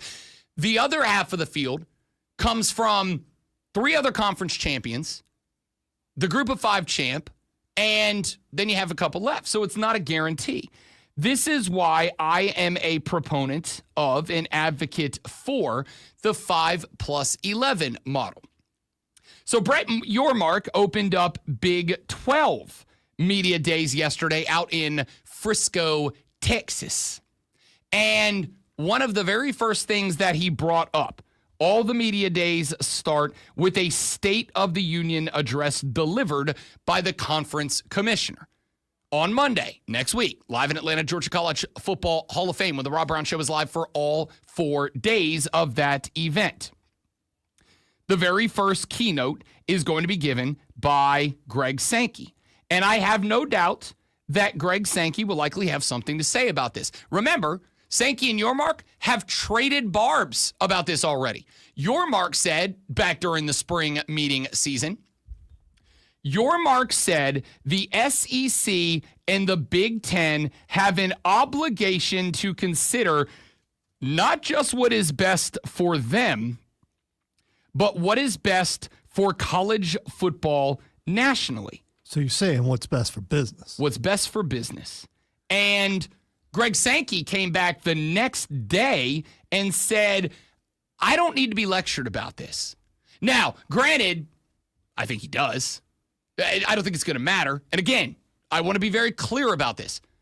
I got no ill will towards Greg Sankey if he does something that exclusively benefits the SEC, as I believe the 4-4-2-2-1-1-2 model would. That is a benefit to the Big Ten. That is a benefit to the SEC. Guaranteed a quarter of the field. And oh, by the way, as SEC and Big Ten teams are usually given some brownie points for competing within those conferences, it is also most likely that if there is a big gaggle of teams that are competing for the final 2 at-large spots, it is likely the SEC and the Big Ten will have teams competing for that spot too. Meaning, I think it is most likely that the SEC and the Big Ten could have 5 teams in any given year. You could realistically have a season where 10 of 16 spots are chewed up by 2 conferences and everybody else is fighting for 6 spots entirely. It is best for business for the SEC for the expanded model, the 4-4-2-2 blah, blah, blah model. So I would not hold it against Greg Sankey, even though I personally think the 5+11 model is best for college football, because I think college football is best, even if there are bonus points, brownie points given to teams that compete within the 2 big conferences.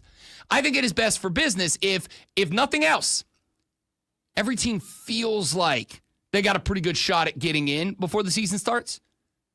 And I don't think that's necessarily the case in the multi-SEC and Big Ten team model. I do with the 5+11. So I think that's best for college football.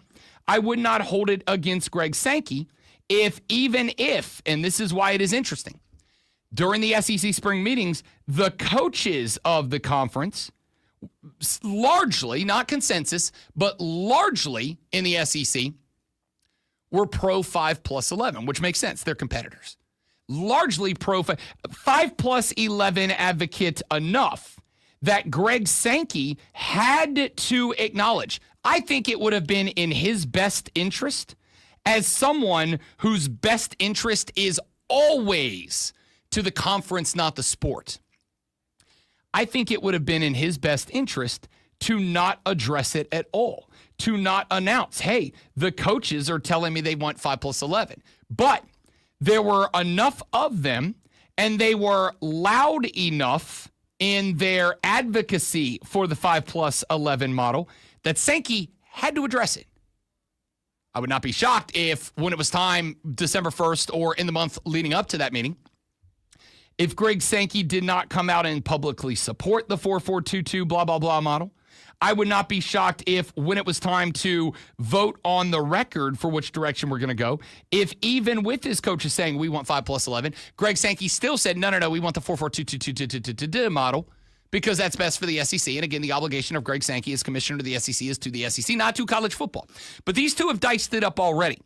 So it is interesting to me that in the media day, the Big 12 media day opening keynote address from Commissioner Brett Yormark, not only did he make sure to take time out of his speech to openly support further the 5+11 model, but then he effectively called out ACC Commissioner Jim Phillips and said, not only do I support it, but I expect that Jim Phillips is going to support it.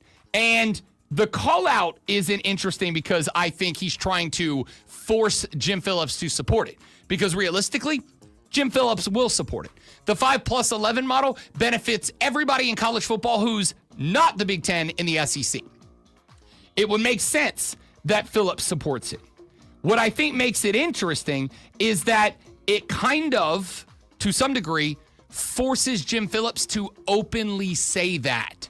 It, to some degree, mandates that in Charlotte, in 13 days from now, when we are live at ACC Media Days, when Jim Phillips on that Tuesday gives his opening keynote State of the Conference address, now it kind of feels like he has to make a statement about this. He has to say, I am pro 5+11. We are pro 5+11. We want 5+11, which does what? It puts this conversation, once again, into the limelight. It puts this conversation, once again, into the forefront. Meaning, that's another week that we talk about this, not as the ACC, the Big 12, the SEC, the Big 10, but as a college football at-large fan base.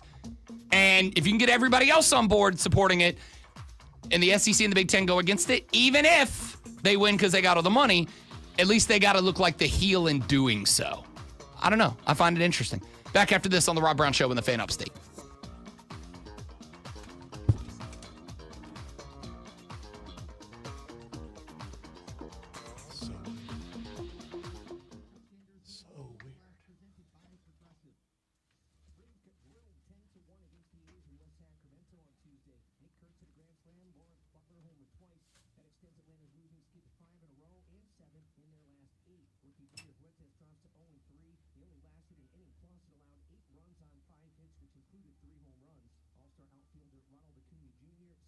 Give me just a second, guys. I'll be right back.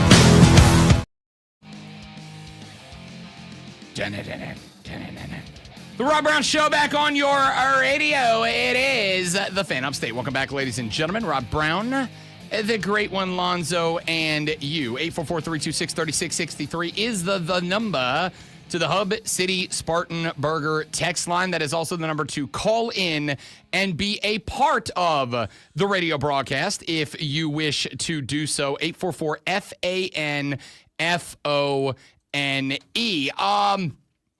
I have talked quite a bit this off season. I've talked quite a bit about the Charlotte Hornets. I know it's NBA. I know we're in peak off season. I know it's ranking season, but once again, the Rob Brown Show is in all the sports show. So we're going to talk a little basketball. The NBA draft was just a couple of weeks ago. Free agency has been, in my opinion, very, very good for the Charlotte Hornets this offseason. I love the addition of Spencer Dinwiddie, kind of a role player guy who's going to serve in a backup spot. The Colin Sexton trade, I think, was one of the best trades that happened during this offseason. You picked up Pat Connaughton, a guy that's got experience winning out in the East. You didn't have to give up much for him. I love the draft class of Con Knippel, Sion James, Ryan Kalkbrenner, Liam McNeely. Like, it's to me, a good culture draft class. I like what this team has done during this offseason. And it has led me to say, because the East next year feels like it is going to be wide open.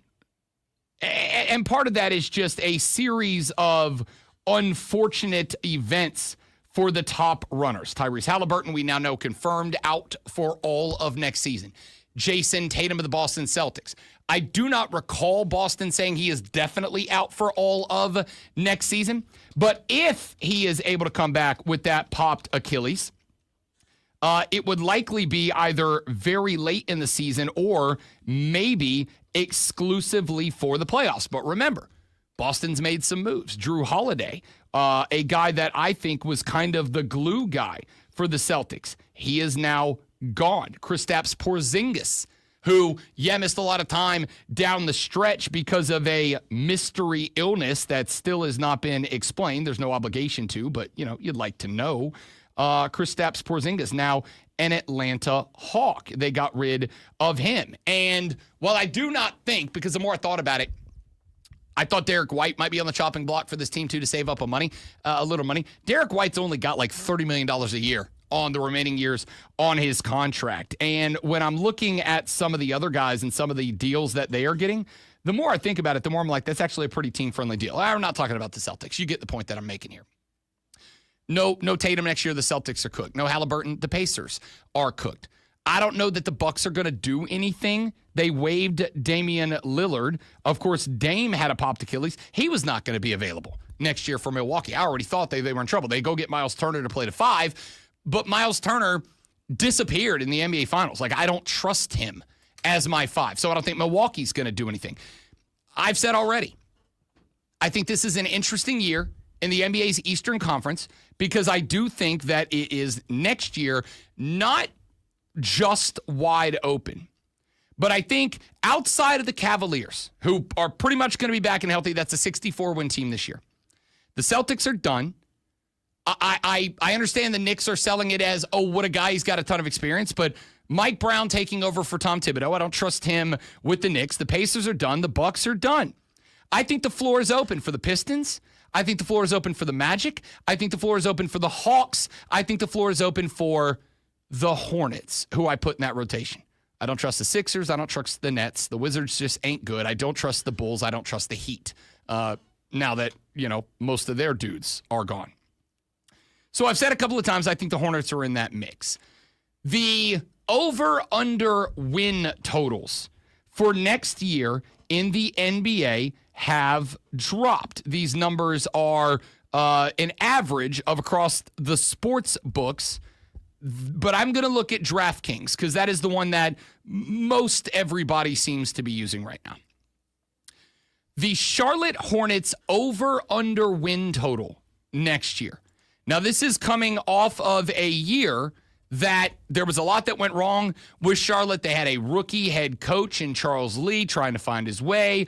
Obviously, LaMelo Ball got banged up, missed a lot of time with the ankle injury. There was a lot of drama after the Mark Williams trade fell apart where you wondered about the chemistry in the locker room. It was not a good year situationally for Charlotte. They won 19 games, 19 and 63. The only team in the East worse than them were the Washington Wizards. It's not great. So I went and looked at the win totals because they have dropped.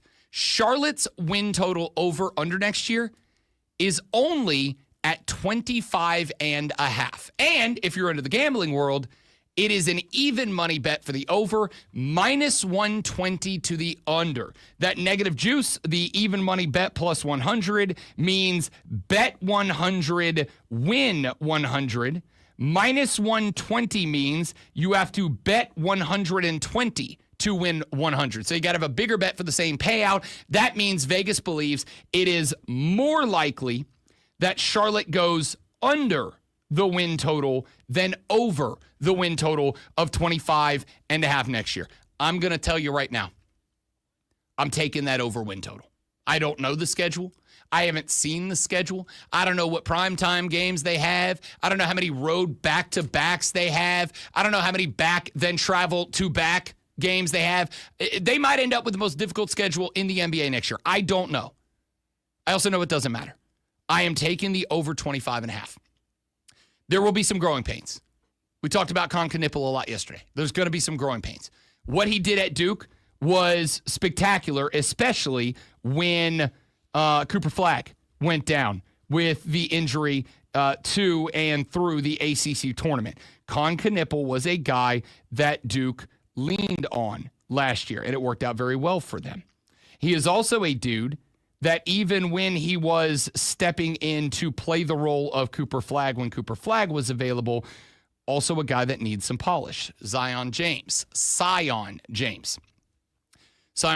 of the same situation. Able to play the wing when Cooper Flagg went down and Knipple became the first option. Zion James was kind of option number 2 for Duke, did well, but there is a lack of polish to the game. There's going to be some rookie growing pains. This is one of the reasons why, as I have said a couple of times, even though I am hosting BetMGM tonight on Friday night, I am also centering my entire night around watching the Summer League game because I want to see the Rooks play. But I like the culture fit. I like the locker room fit. I like that Charles Lee is very clearly, to me, trying to establish a culture. Look at the best teams in the NBA, the Indiana Pacers, the Oklahoma City Thunder. These are two teams that don't just have good culture. They have easily recognizable, easily identifiable cultures.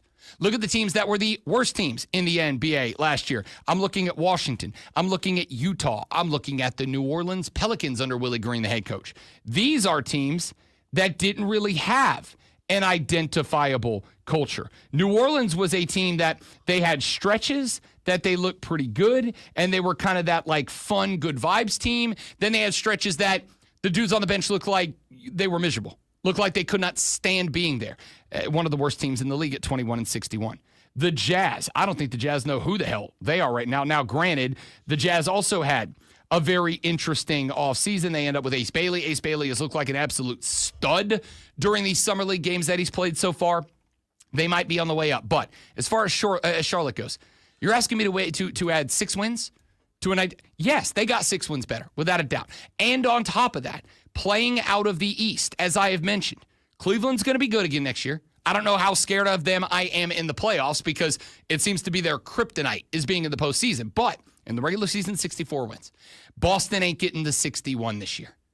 I think the Knicks might be a 50-win team this year.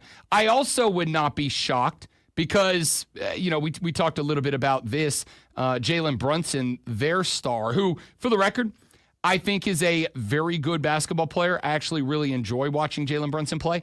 I do not think Jalen Brunson is the take this team on his back to an NBA title caliber superstar like Jason Tatum is. Like Donovan Mitchell is. I don't think he's in that. I think he's one caliber below that. Very good player, just not a guy that you go, that guy by himself is enough. If that guy's on the floor, you got a shot. So under a new head coach, after Jalen Brunson, the day after they got bounced in the Eastern Conference Finals by the Pacers, Jalen Brunson was asked in the press conference, do you feel like Tom Thibodeau's the guy? And he said, what kind of question is that? That's our coach. He's absolutely our guy. They fired him the next day. I don't know that team's going to have their great chemistry going into next year. I don't know if they're getting to 51. The Pacers aren't getting to 50 without Tyrese Halliburton. The Bucks probably aren't getting to 50 without Dame Lillard out there. Miles Turner doesn't add what Dame Lillard takes away with the cut. So unless the Bucks are going to make a move, and I'm about to tell you, I'm getting to the point. I think Giannis Antetokounmpo's out. He was spotted on vacation yesterday wearing a Golden State Warriors jersey. Now, he's off. He can wear whatever the hell he wants. Maybe it's like, I wear jerseys of different teams that I'm not a fan of because I really like the jersey. That's tampering, right? You can't. No, do that. it's a shirt. Yeah, he can wear whatever he wants. It's tampering. It's not. He's the player. Now, if the agent was involved somehow, if there was conversation, sure. But if he just said, hey, I really like the white Golden State jerseys, whatever. Did he purchase that jersey? No idea. That's why this is some TMZ Sports bull boat, because nobody really knows. Is it because he's sending a signal? Hey, Golden State, come get me? Is it because he just really likes the clean white jersey with the blue logo on the front? I don't know. But I think he's done. I don't think the Bucks are getting to 50. The 50-win teams next year to me are Detroit is a 50-win team. Orlando's a 50-win team. I absolutely think Atlanta got 10 games better with Porzingis and Asa Newell, their draft pick. I think they're a 50-win team next year, or at least will threaten it. And honestly, this is going to be my hot take going into the 2025 NBA season. I think the Charlotte Hornets can more than double their win total. They got to 19. I think they can get to 40 next year. I think not only can they get to 40, but keep in mind, 40 gets you a play-in spot. 39 gets you a play-in spot. The Bulls won 39 games this year, and they were an NBA play-in, play-off team. 40 will get you in the playoffs. My hot take, and a bet that the next time, 2 weeks, less than 2 weeks from now, 13 days from now, when I am up in Charlotte, North Carolina for a week, and I can put in some futures bets, I'm going to tell you right now, not only am I betting the over-win total of 25 and hammering it as an even money bet for Charlotte, I don't really like long-term futures. And this is a bet that if I take it now, when I'm in Charlotte, if I log this bet now, I don't find out if this bet wins until the playoffs of next year, right? That's a long time to wait. Remember making a bet that early, and then yeah, because on my reminders on the Bet MGM app, which I use when I am in Charlotte, North Carolina, or when I'm in anywhere in North Carolina to log my bets. When I'm in North Carolina and I can use the Bet MGM app, I do it, and it keeps a bet slip for you. So you just go in, you click on my bets, it'll show you all your active bets, whether it's for that day, that night, next month, or next year. And this would be a bet I would not find out if it hits. I don't like bets where I gotta lock up. And again, I'm on the network, I call myself the beer money bet guy because I'm a $5, $10, $20, $30 better, right? This is a bet that I am so confident in. This is what I would call on the network a big money bet. This is a $100 bet for me because I think it hits. But that also means I'm locking up $100 until June of next year. That's a long time to sit with $100 just right there unavailable to me. And if that is the case, I better be damn confident in it, right? So that's where I am with Charlotte. But that is not the only bet I'm going to make. I'm also going to take a bet for the Charlotte Hornets to be a playoff team next year. That's going to be like a 4-1 bet. In fact, I'm thinking I may not even put the bet on the over-win total. I might just put the whole total. I may just put the whole total on Charlotte to make the playoffs because I do think that they got that much better. I really like Charles Lee as the coach. A 25.5 over-under win total for Charlotte seems somebody's missing the mark. And by the way, I'm not the only one saying that. Bill Simmons, big basketball guy. You know Bill Simmons. Bill Simmons on his pod was asked the other day, which teams do you think this offseason made the most improvement via the draft, via free agency? And Bill Simmons out of the East gave two teams. You know who they were? The Atlanta Hawks and the Charlotte Hornets. Now, he did give the caveat that the point guard of both of these teams is going to have something to prove. Trae Young's got to prove that he is a bona fide superstar this year. They've now given him all the weapons he needs. He's got to prove he's a superstar. And I agree. And I think he is. We'll find out. And he said LaMelo Ball's got to prove he can play point guard. Not scorer who also runs the one, a point guard. Because if he does, he's now got the weapons around him to succeed. And I agree with that. If those 2 point guards work out, Trae Young and LaMelo Ball, I think Atlanta and Charlotte are both play in at the worst teams next year. All right. put that to bed when we come back here in the next hour of the show. We got your audio blitz to bat leadoff. I was asked to power rank, because it's ranking seasons, the best college football stadiums that I have been to in my career. I got that list for you. That's all coming up after Lonzo arouses and intrigues you with this Sports Flash. Atlanta Falcons backup quarterback Kirk Cousins said on an episode of the Quarterback Doc on Netflix that he played through an arm injury last season in order to remain the starter and felt misled by the team when they drafted Michael Penix Jr. in the first round. Cousins said he may have stayed in Minnesota had he known Atlanta was already on the hunt for the next quarterback. Despite a day off, the Braves dropped their fifth consecutive and first of a three-game series against the A's last night, 10-1. Didier Fuentes got pulled after just one inning after surrendering 8 runs on 5 hits, including 3 home runs. Las Vegas A's star, former Gamecock and reigning WNBA MVP A'ja Wilson exited an 87-78 loss to the Liberty last night with a wrist injury and did not return to the game. Wilson will have imaging on her wrist and further evaluation today.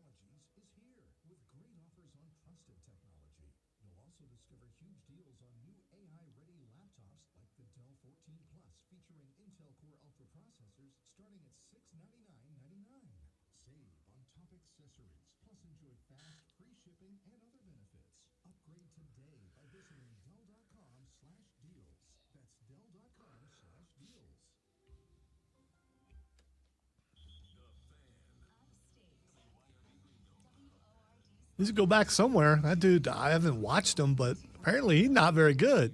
Who? Fuentes. Who? Fuentes. Oh, the Braves pitcher. Is it because I didn't say Didier? No, I heard Fuentes, but my brain didn't like compute the name you were saying as a name. It wanted to like get it as a word, and I don't know why. It just didn't click. But no, he is a rookie, and he got brought up way too early because they ran out of bodies.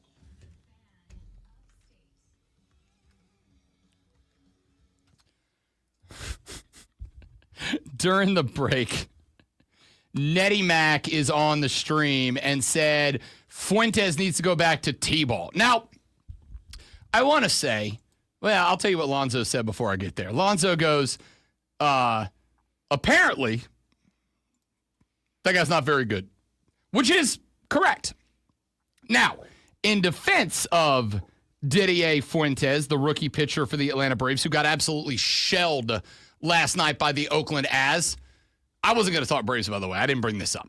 You need to say again, because every story we've had with this guy, he hasn't done well. Actually, his first outing, his first outing went pretty well. It was like, oh, did we? Because I came in the next day, I'm like, did we find a dude? Right? The Braves are struggling. They've lost Spencer Shaw, they lost AJ Smith-Shawver, Chris Sale, who was and may get back into it, but was a Cy Young candidate for the Bravos this year, is an all-star. He went down because in a game that he was pitching, another game, he was pitching lights out for this team. He dove to catch a pop ball in the infield. He fractured 2 ribs because the baseball gods have elected to smite the Braves. They said you sold your souls for a 2021 World Series, and we are here to collect. So they ran out of bodies. And this dude was a dude who was putting up pretty good numbers for Gwinnett. And so they said, we need a body. Let's bring this kid up. Let's give him a shot. The problem is he's far from done. He is far from developed. He is far from his, I think, major league final form, if you will. This kid, by the way, just if you if you want to feel good about yourself or want to hate yourself, was born in 2005. Rob Brown was 2 years deep in college when that happened. That hurts my feeling a lot. That being said, he's 20 years old. He's 20 years old. It's way too early. By the way, his birthday was last month, so we just turned 20 years old. He got brought up as a 19-year-old. He is now 20 years old. He's nowhere near what if they develop him in minor league ball, he's nowhere near where he should be. The problem is exactly that. And I say this with all due respect because Nettie Mack, I'm glad you're here. I'm glad you're part of the Armada. So you're saying he's nowhere near where he should be, which should be still in the minors. Correct. Okay. Correct. They had no business bringing this kid up. If you needed a body, and they did, because again, Chris Sale gets hurt, Smith-Shawver gets hurt. Remember, Spencer Strider was out for the majority of the beginning of the season, yada, yada, yada. The Braves had just run out of pitchers, and they had to bring somebody else up. Now, I said 2 weeks ago in something that many of you Braves fans, including a couple of dear friends of mine that I talk baseball with all the time, many of you said, Rob Brown, you doom merchant, which is my favorite thing I think I've ever been called on the radio. You doom merchant. There is no sense. We're not even at the break on giving up on the season yet. Now, at the time that happened, the Braves were only like 6.5, 7 games off the divisional lead. They are now a dozen games below 500. They are now way off the pace just in their division. They are now way off the pace in the wild card hunt. The Braves are 39-51. They are 13 games off of the division.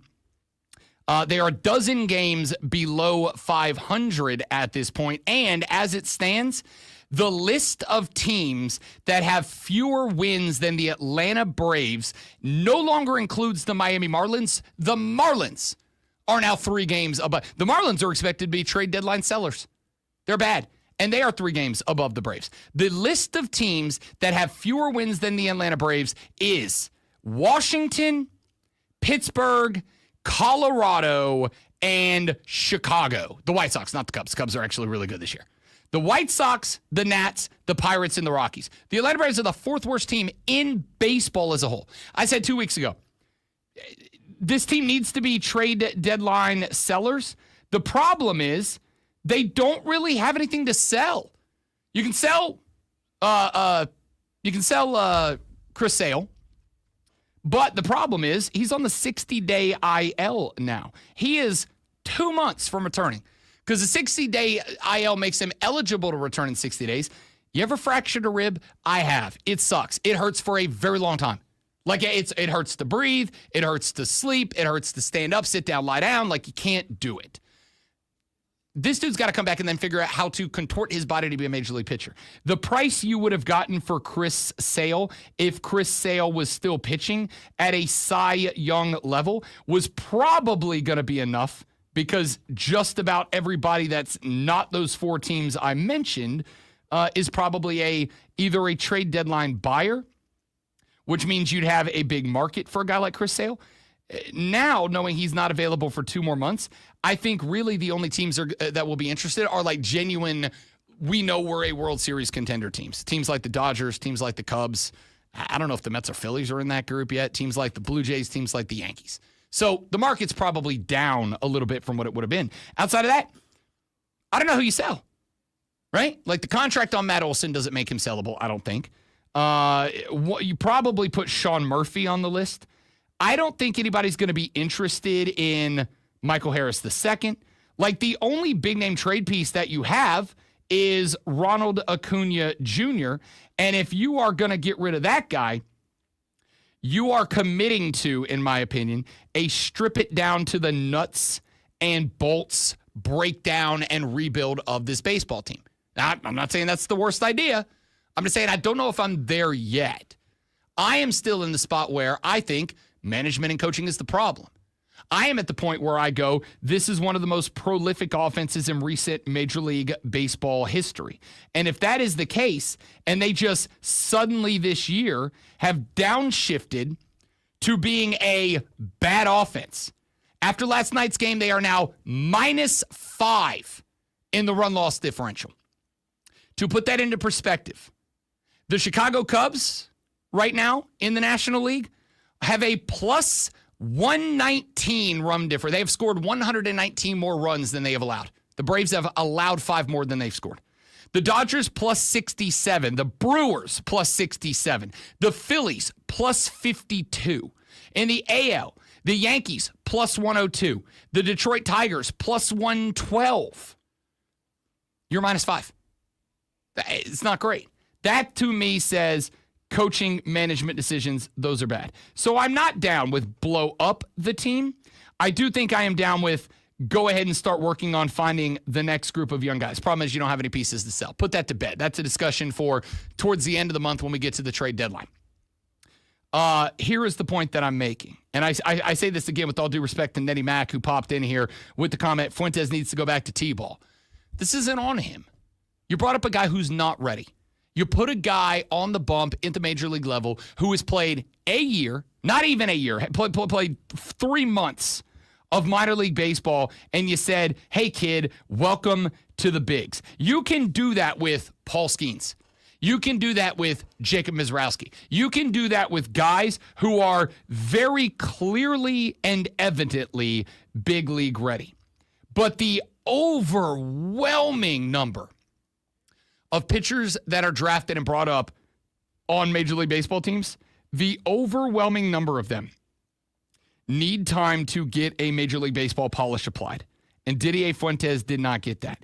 And the issue I have with Braves fans at large, and unfortunately, Nettie Mack in the Facebook stream, which you can watch, by the way, at facebook.com/thefanupstate, the Fan Upstate on Twitter, the Fan Upstate on YouTube, or the Rob Brown Show on Facebook, on Twitch, or on YouTube. The unfortunate part from Nettie Mack is you're kind of my focal point of this take. I have not just gone ahead and written off this season as a wash. I described the Braves earlier this morning when I was having a text conversation after the water cooler cheat sheet with a buddy of mine who was listening. I said, you know what the best part about this season is that for me, it's over. The season's a wash. The 2025 Atlanta Braves are a forgettable baseball team. The best part about it for me is the Braves are now something to put on the television as background noise if there's nothing else going on. They play again against the not Oakland As tonight at 10:05. I am not watching. I can go to bed early. If the Braves were a World Series contender or even if they were just a divisional contender, Rob Brown would stay up and he'd put that game on and he'd watch that game for as long as his eyeballs would stay open and he'd be tired tomorrow. Rob Brown's going to bed tonight at like 10 o'clock. All right, got a big day tomorrow. Got a big day. Got a big show. Got an appointment. Got 2 phone calls setting up stuff for SEC Media Days, and then going to see Superman tomorrow night. Big day for Rob Brown tomorrow. So I got to get my beauty sleep tonight. I have no qualms nor reservations about not staying up to watch the Braves game, and I don't care if they win. I won't feel like I missed anything. The Braves are now something that if they play in the daytime and there's just nothing better to watch, I put on as background noise. That is such a relief to my mental health. I'm so happy about that. The problem I have is fans. The problem I have is Braves fans who are taking what is happening out on players that have busted it the last 2 years, players that have been responsible the last 2, 3, 4 years for not just, as some of them were on the team, a World Series championship in 2021, but players that have, even if it has not resulted in a trophy, have won the division multiple times in the last few years. Players that have had, at least if nothing else, an offense that has been a plus 100 or better run differential offense the last few years. You think they just all of the sudden suck? Just all of them?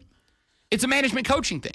And so now I got this kid, this rookie pitcher, Didier Fuentes, who gets called up after a handful of months at the minor league level, gets thrown out there in front of a baseball team that he and you and I and everybody else know cannot produce runs behind a pitcher, and is asked to carry the team.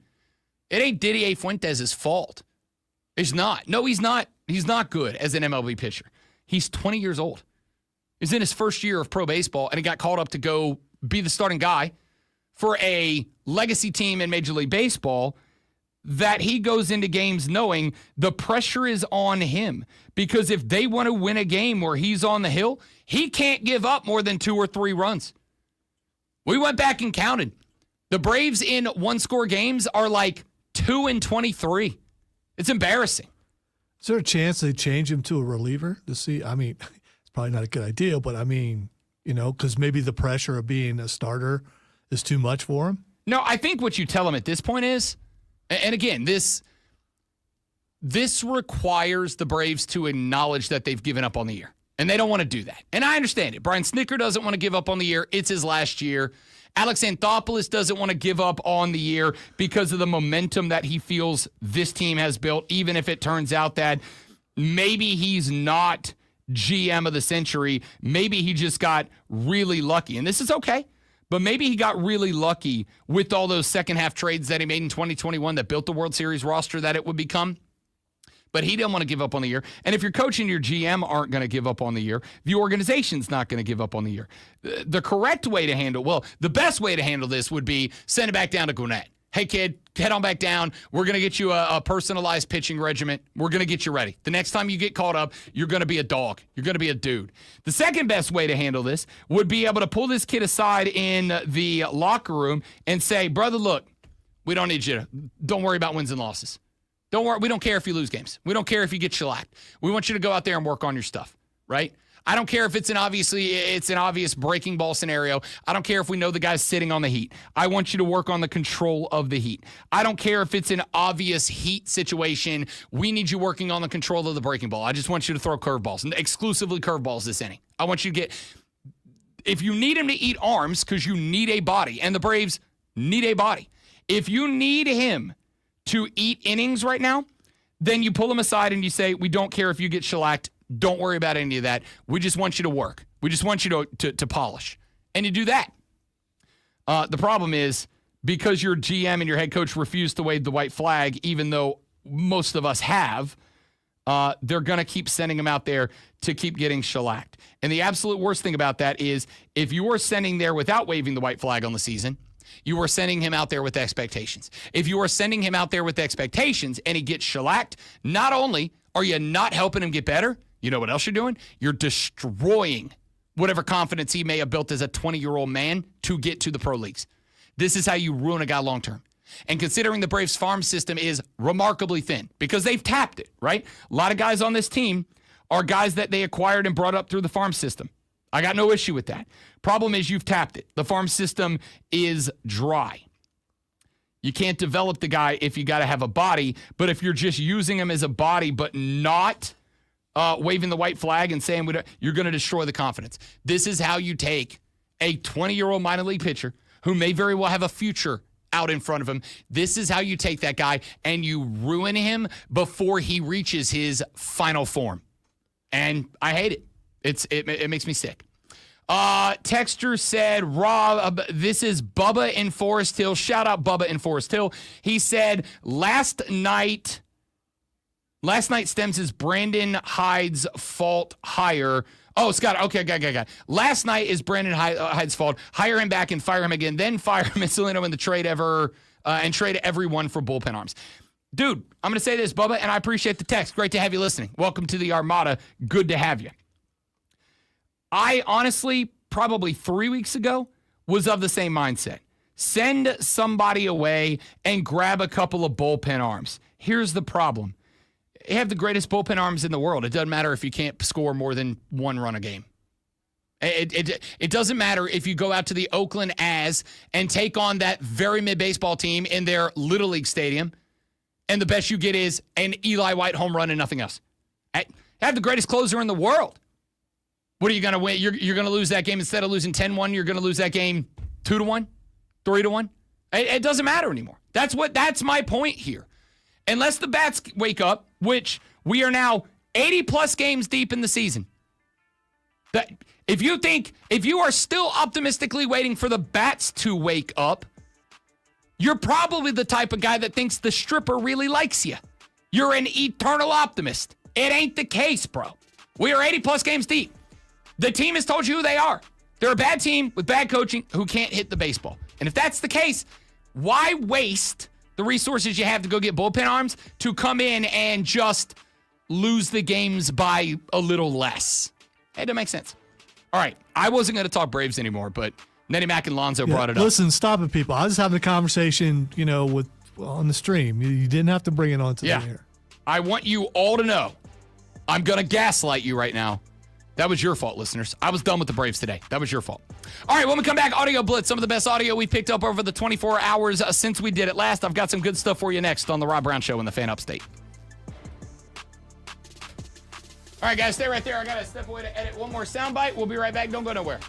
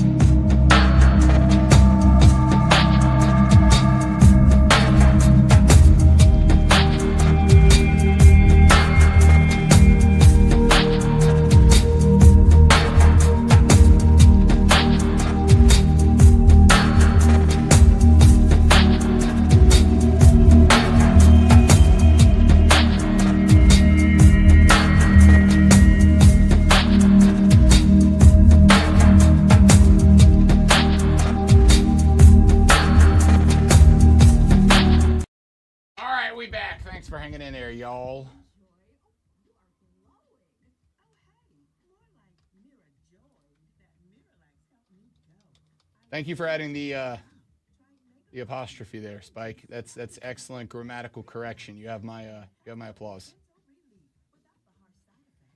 Take the bad minor league pitchers, call them up, and let them eat innings. No, if you were going to acknowledge that it is time to wave the white flag, that is exactly what you do. A lot of teams do that. Sometimes you just call up a dude that you maybe don't think has a legitimate future, and you say, hey, we need you to come up and eat some innings. And if you can fix them later, fantastic.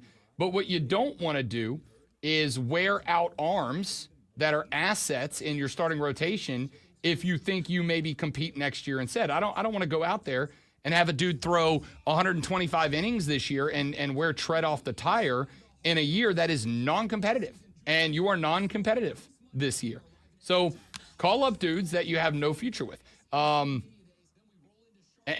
let those guys go out there and get shellacked. They get to live out their dream of pitching in a major league ballpark for a major league team.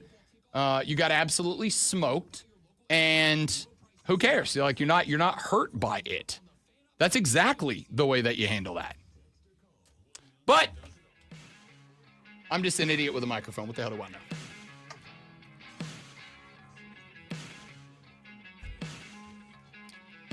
It is the Rod Brown Show here on the Fan Upstate. Welcome back.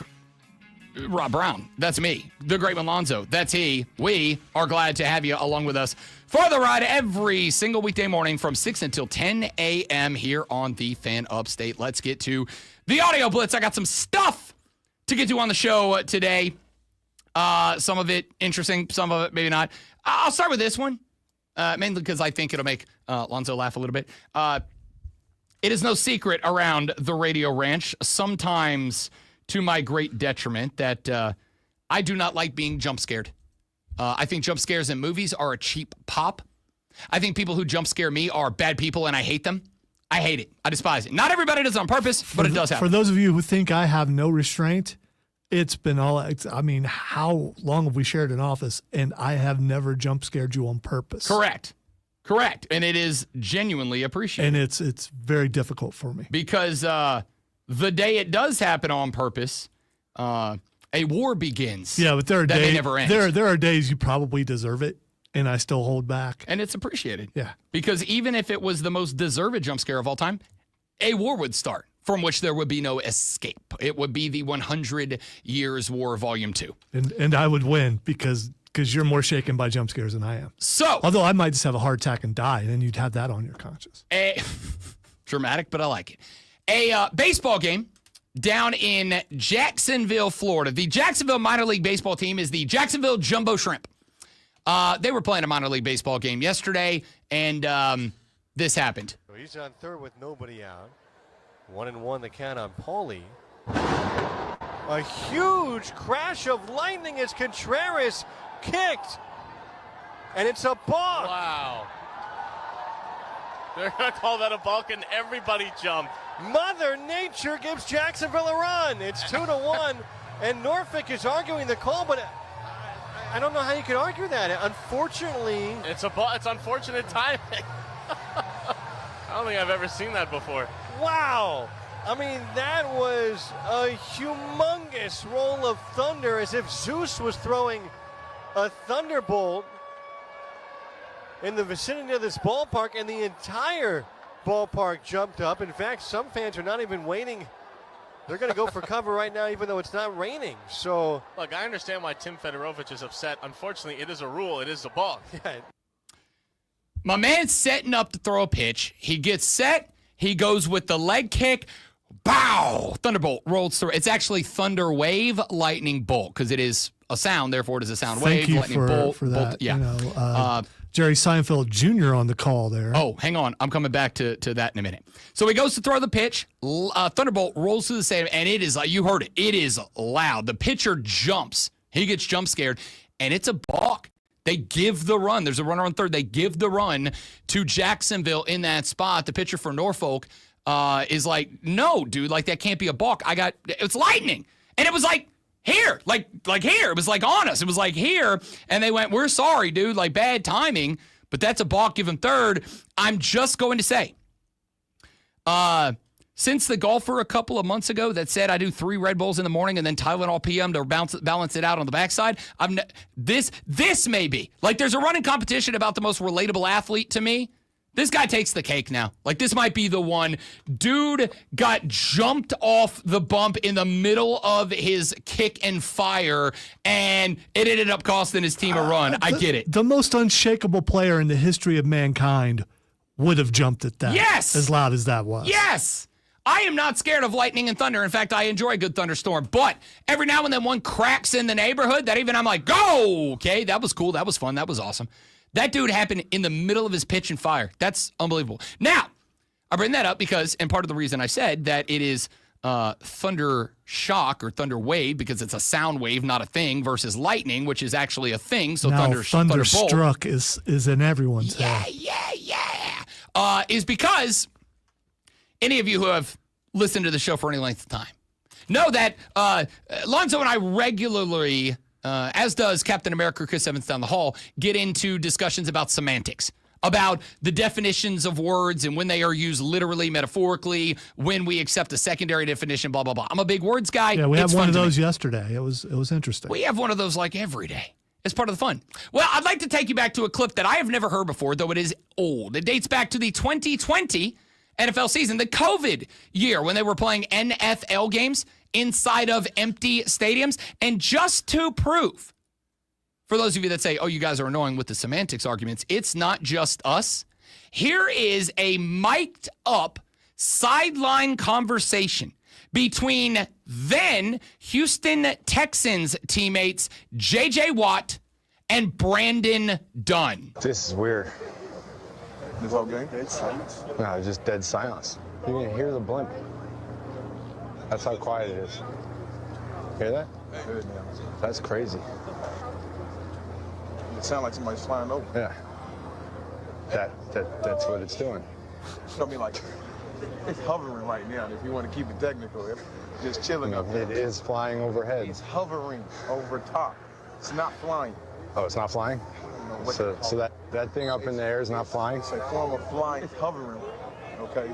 It's a form of what? Flying. It's hovering. Now, unfortunately, the clip stopped there because I could have listened to that for another 30 minutes. Yeah, that's that does sound like words around here, especially between you and I and Chris. And I would throw Matthew Causey in there too, by the way. If you say one word the wrong way, it is you get pounced on, and you've got to fight your way out of it, or just take the L and just cover your head. I mean, it's brutal around here with that kind of stuff. It keeps you on your toes, but every once in a while, you're just having a good time. You say something the wrong way. I am a believer in the philosophy that you can't hover without flying. By the way, I'm just saying. I am a believer in the philosophy that words matter. Communication matters. It's the most important thing between people is communication. And therefore, using words correctly matters. And I have an elevated level of expectation of you correctly communicating using words. If you are a communicator who gets paid to use words, I expect you to do it correctly. I know that's ironic and hilarious coming from me, but you get the point. I am going to say, all hovering is flight, not all flight is hovering.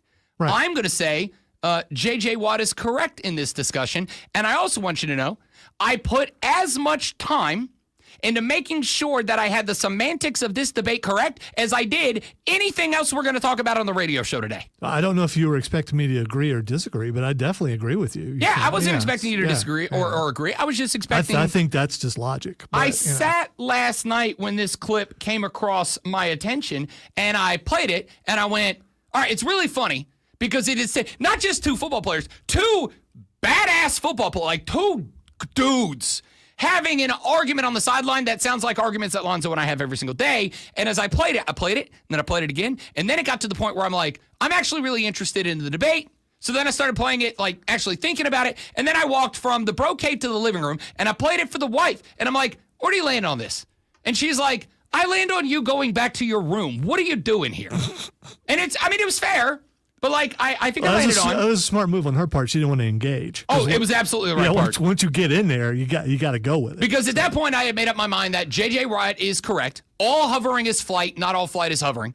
And had she disagreed with me on that, it would have been a fight. So, like, she made the right call. She made the right call. All right, let me get, I'll get one or two more in here. Actually, I do have I'm going to talk about Joe Burrow coming up here in a minute because I got a little bit of a longer clip from Joey B from the quarterback documentary that I fell in love with. So I'll give you a couple more here before we take a break and get to that. Let's go with this one. You guys have been, to some degree, upset with on my butt about my emotional disturbance with the Atlanta Braves. I would like to take you up to Detroit, Michigan, a lovely place where I hear everyone who works in media is just a darling. This clip is from 97.1 The Game, our sister station, our brother station in Detroit, Michigan. And it is from their morning show host and his two co-hosts. They are talking Red Wings. Now, this was from last week during NHL free agency period. The Red Wings were expected to make some big moves, and to listen to the death of the hope and optimism of a Red Wings fan in real time is just fun for me. Your Detroit Red Wings have made a signing. Oh, my God. Is this the moment where I get you two off my back? Ladies and gentlemen, I present to you 26-year-old perennial nobody Ian Mitchell, defenseman coming from Boston. You know what? Right there.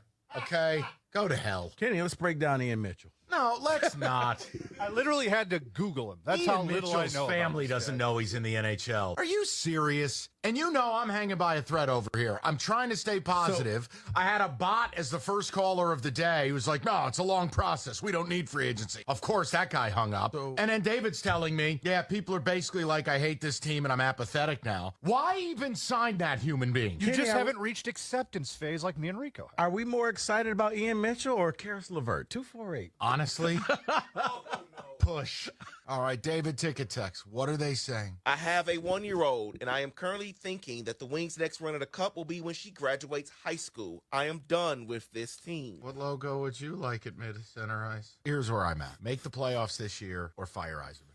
That's it. This has to end. I'm guilty. I thought everything pointed towards a big move. I'm stupid. I have to just give it a few more days because, again, the DeBrincat thing is the only thing. That is the frozen board from the lifeboat on the Titanic that I am clinging to. Come on. This is the time. This is where DiCaprio gets a cup of hot cocoa. What do you got?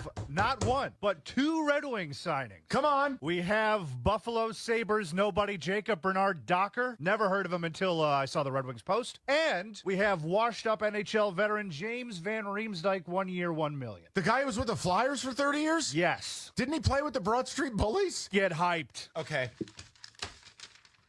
Jack! Blowing that whistle.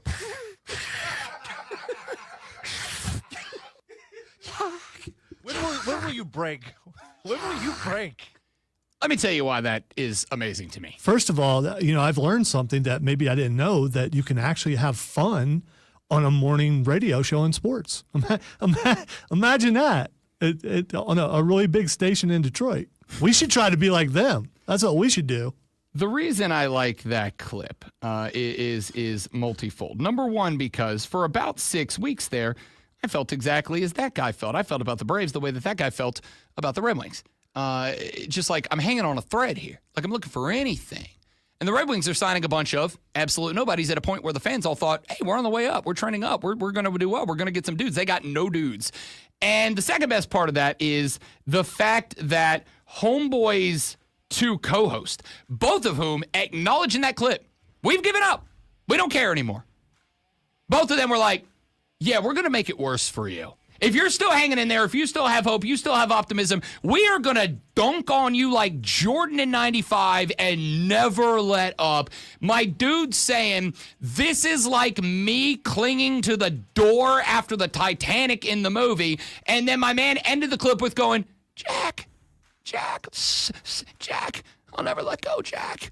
I mean, just the most brutal of bro dunks in that moment. I'm here for it. My second part, did you catch the peak off-season reference in the middle of that? When they're talking about the players and the fact that nobody knows who these guys are that this team that was supposed to be good is signing, and the guy goes, what logo do you want on center ice next year? That's a peak off-season discussion.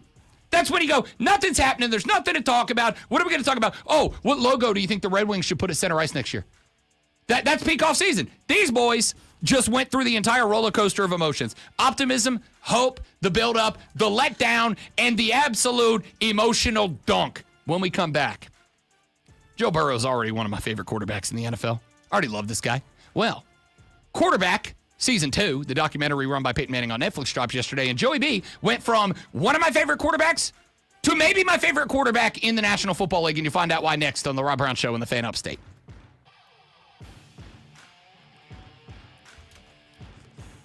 That, by the way, excellent crossfading needed to be done when, someone goes past Hey, you nailed it. a minute and a half bed. That's why you're the man. That's why you're the guy. That's why you're the man now, dog. Yeah. As Sean Connery once said. Uh-huh. You're the man now, dog. What was that movie? Finding Forrester. Great movie. That is a great movie that I saw one time. I remember seeing it in theaters. I remember thinking, holy crap, that was a great movie. And I have literally never come across that movie again. That movie dropped in 1990 something. Never heard of it before. It is Sean Connery. Let me make sure it's the right movie I'm thinking of. It came out in 2000. It is Sean Connery, and he plays a retired professor / poet, and he takes under his wing a young black kid from the Bronx named Rob Brown. Takes a young black kid under, and basically it's kind of like, what's the How Do You Like Them Apples movie with Robin Williams in it? How am I blanking on this? What's the movie, people? Matt Damon, Robin Williams. How You Like Them Apples? Anyway, it's like that movie. I know the movie you're talking about, but yeah. I never saw that either. So, How do you like it's a serious Them role. Apples movie. But Good Will Hunting. I'm an idiot. I sent you a new sport when you get a chance on Twitter. So he takes him under his wing. He's like do. teaching him how to be an artist. Forrester was a Pulitzer Prize. Blah, blah, blah. Anyway, the two movie is them obviously trying to meet him, like him trying to mentor this kid and get him out of a tough situation by art and poetry, and him trying to bring Sean Connery's character back into regular society because he's kind of a recluse. And it's this great movie, and then they get to the end and they kind of have their meeting where Sean Connery is willing to come out of the shadows and this kid feels like he's gotten out, and Sean Connery looks at him, and in one of my favorite one-line throwaway lines, looks at him and goes, "You're the man now, dog." I'm surprised you don't have that on your cut list. I really should, to be honest with you. You don't really have time to. I mean, you got like a minute. I don't know why you need to take your phone to do that. But, yeah.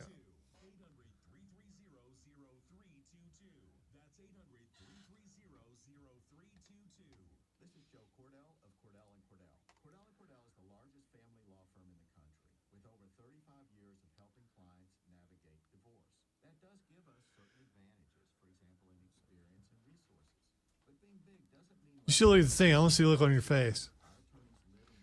Do the thing. Do the thing. All right, let's look at the thing.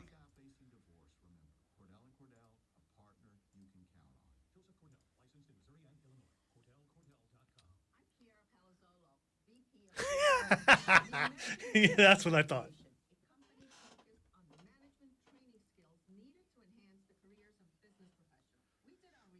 Would you play that game?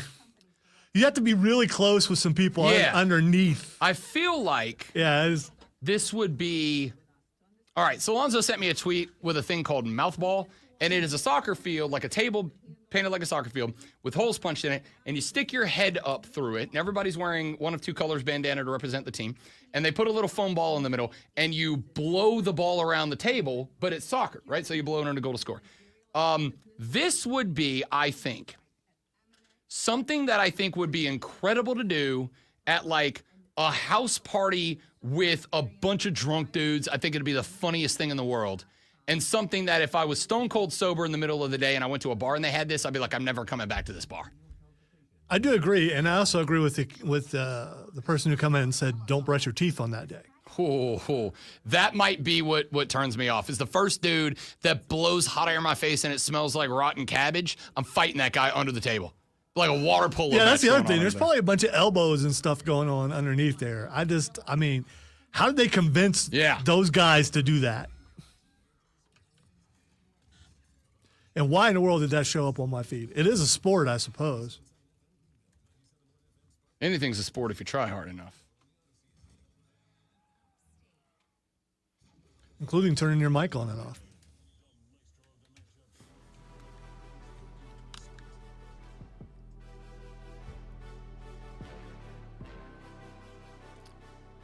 So we were running through kind of an extended version of the Audio Blitz, the best audio we've picked up in the past 24 hours. Now, I'm going to play one clip. Maybe we'll get to another one towards the end, depending on how it goes. We'll see.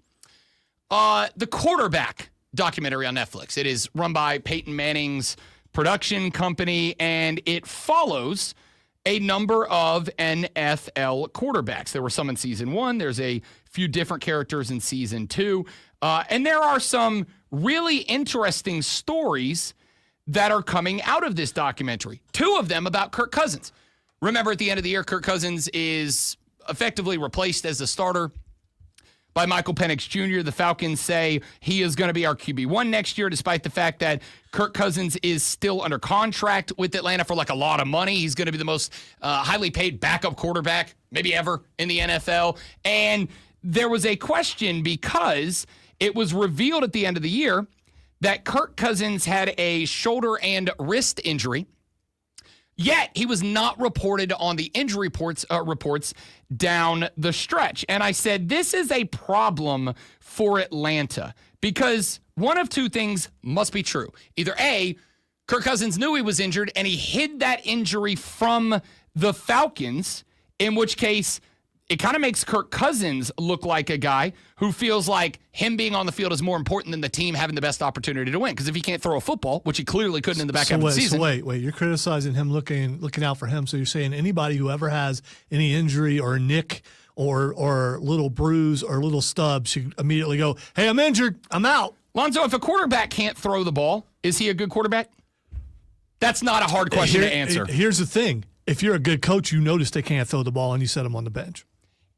Okay, I'm going to let you have that moment, but you're wrong. If the quarterback is injured and can't throw the best he can throw, he has an obligation to report to the team, I'm not the best I can be. But we'll fight about that later. So he can't I'm work, coming back. He We're coming can't back work to through that. it. I think he can work through it. We're coming back to that. No, he couldn't throw the ball. I watched it. He couldn't throw the ball. We're going to fight about this later. Especially since it's Atlanta. Why are you mad? You should be glad that they struggle. That's also fair.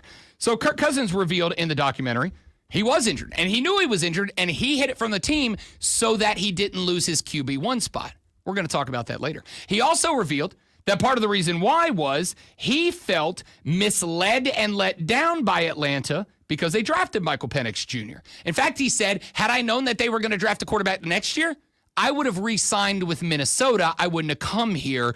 I would have just taken a little less money to stay in Minnesota. Which would have been smart business sense. We're going to talk about that coming up a little bit later on in the show because I do think that that's an interesting conversation to have. The other quarterback that they are following along with right now is Joe Burrow of the Cincinnati Bengals. Of course, last year, the Bengals did not make a big run because their defense was one of the worst in the NFL and one of the worst in NFL in recent memory. However, Joe Burrow and the offense were very good when Joey B was healthy. So it's going to be interesting to follow the saga of when Joey Burrow and the Cincinnati Bengals, because Joey B was politicking. He got that wide receiver core, arguably the best cumulative wide receiver core in the National Football League, all to come back when it was thought that some, if not all of them, were going to move on as free agents. He politicked to get them all back, saying, boys, we can make a run. I think all of us come into this year thinking this is it for this iteration of the Bengals. It's do or die now or never. So it's an interesting saga. However, that's not my favorite clip. My favorite clip was Joey B being an absolute nerd. This is the same Joey B that was about to spend millions of dollars buying a Batmobile. Nerd. And for what I've seen, he decided against it because his house got robbed. His house got robbed. He said he threw a wrench in those plans. Understandable. The fact that he was ready to cut a check to buy a full-size working replica, not Batmobile, the Tumbler from the Chris Nolan Bat movies. You also don't want someone breaking into your house and stealing your Batmobile. Also true. Bad luck. Also true. Not the only thing that Joey Ice Baby Burrow nerded out about. How there's this one fossil that proved Darwin's theory of evolution. called the Archaeopteryx, and we got to see, there's like 12 of them in the world. We got to see one of those. And we got to see the little old lady that freaking works on it, grinding. And they had the career, like, field guy that goes and finds them, talking to us about it. It was pretty cool. Do you have any eggs? Yeah, they did have some eggs. Why were fossils on my mind? I don't know, because they're cool. When aren't fossils on your mind? They go back millions of years. That's sick. We went to the Natural History Museum. They took us behind the scenes and showed us some really cool stuff. It's like a library of fossils that they don't show everybody else. It was like you go to the shoe store and they're like, maybe we have it in the back, and it was like all the fossils back there. It was pretty sick. It was pretty sick. You know what? Yep, me too. Me too. Joe B. straight up said, why are fossils on my mind? When are fossils not on my mind? They're freaking cool. That's awesome. That's fantastic. I'm gonna tell you right now. This is like if you wrote this down on a paper and said this all came from Rob Brown, the only thing that would lead you to believe it's not true is the special behind the scenes tour. This is fantastic. First off, Archaeopteryx, my favorite fossil. It is my favorite fossil. Transitional species, halfway between dinosaur and bird. Had teeth, had a lot of the characteristics of a reptile, but also was well on its way and has characteristics that are exclusively found in birds. It had both. It's a crossover transitional fossil that is halfway between. It is an incredible fossil. There are only a few of them. So cool, by the way, that I quite literally have a poster of that fossil hanging in my room. I'm a 40-year-old man. It's awesome. Joey B lost his mind and he got to see one. The fact that this dude didn't just get to take the tour, go behind the scenes at the National Natural History Museum and get the exclusive VIP pass. But then, and what you can't see because you're not watching it, but if you watch the documentary, you'll see it. When he's talking about all of this, he's on the football field in a practice, gear on, whatever, and he is straight up, risen up, a very attractive water girl. He is like straight up flirting with this girl by being like, yo, what do you think about Archaeopteryx? What do you think about Archie, girl? I'm a fossil guy over here. I adore this so much because not only is he right about everything he said, but he's right about everything he said, and he's geeking out, losing his mind over something that is super duper cool, and also something that I have also tried to, and failed miserably, flirt with women because of my knowledge about this stuff. All right. I love this. Joey B's a nerd. Great quarterback. One of the top in the league. Still a nerd. I wasn't going to watch this. Now I have to watch it because I believe this is an entire work, and that Joe is working everybody, being as sarcastic as he possibly can, throwing this stuff in on purpose, and I think it's work. I know you do. You think everything's a work. Nobody's allowed to have any fun around you. Is that true? Here's my question. I have said now 4 times the name of that fossil. What is it? What is it? Because this guy's got deep knowledge of it. Like, he knows it. All right, so it's not a word. This is where you're trying to make me look bad because I don't remember the name of the fossil, and I'm not. And you didn't pronounce it the same way he did. So who pronounced it right? We both said Archaeopteryx. No, you didn't. Yes, I did. It's Archaeopteryx. I promise you, of all the things you want to challenge my knowledge on, this is it. You can challenge my knowledge on baseball and have better success than you do about Archaeopteryx. I am not challenging your knowledge. I am challenging your pronunciation, and you pronounced it 2 different ways so far. Okay.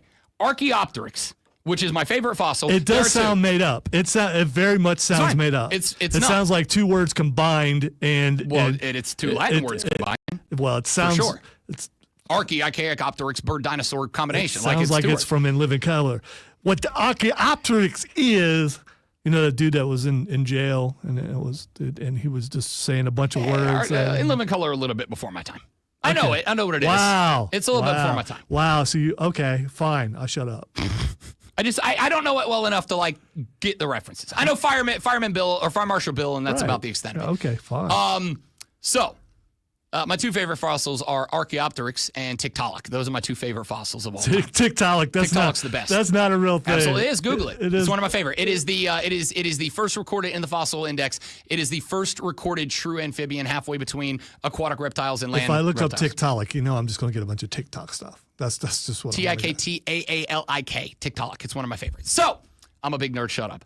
I love that my dude was not only using his status as a celebrity Hall of Fame, will be one day Hall of Fame quarterback in the National Football League, to gain backstage behind the scenes VIP access. You sure about that? Yeah, I am. Okay. To gain behind the scenes VIP access to the Natural History Museum. My man's not at the club. My man's not out there laying the Mac down on the ladies. He's like, no. They got fossils, dog. Fossils are cool. I want to see the VIP fossils. And he did. That's great.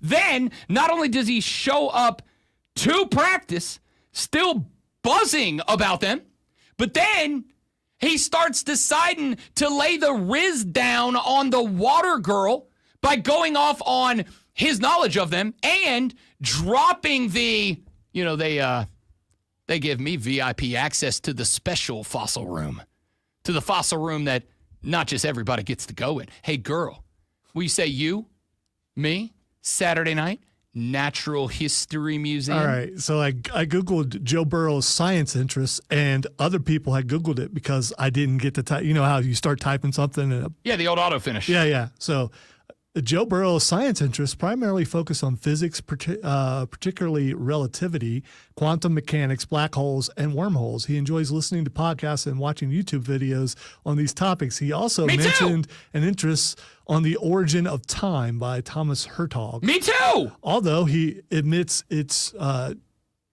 challenging, according to the Cincinnati Bengals. And for a final time, me too. Okay. The concept of time is super weird, right? Like, so yeah, I know. I know you to struggle with that. sometimes Yeah. I do. When you get to the speed of light because of relativity, when you get to the speed of 100% the speed of light, time stops. For you, time stops. Like, you don't experience time anymore. So when a photon was created at the expansion of the universe at the beginning of the Big Bang, a photon created in that moment that has been traveling for 13.8 plus billion years since that happened. When it enters your eye from the photon's perspective, zero time has passed. It's great there.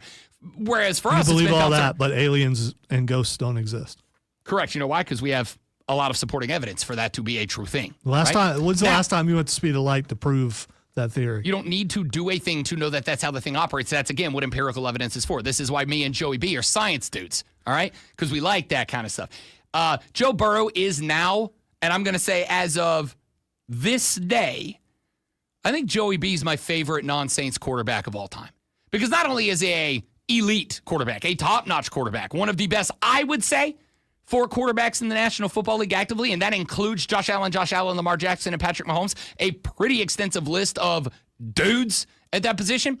But also, my man's getting into theoretical quantum physics and taking special backstage tours at the Natural History Museum and using that access to riz up the water girl with his knowledge of Archaeopteryx. What a dork. I love this guy.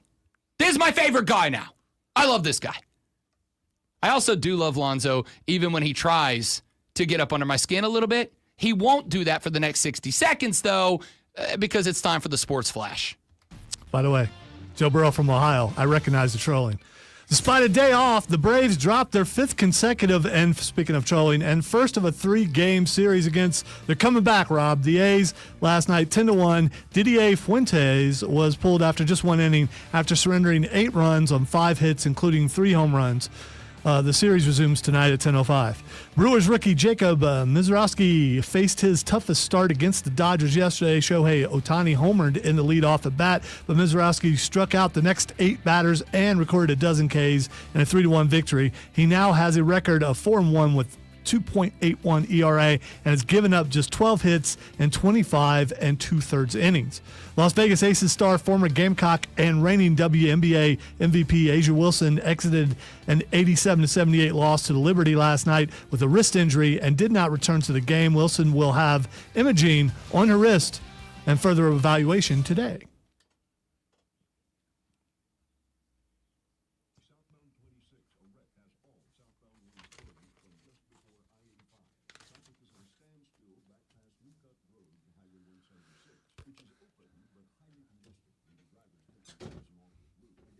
I don't know what to think about the fact that Rob has never watched In Living Color.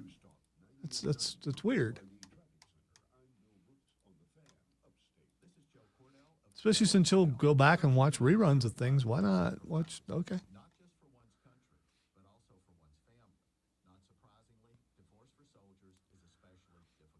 That means he's never seen Men on Film. He's never seen Homie the Clown. Wow.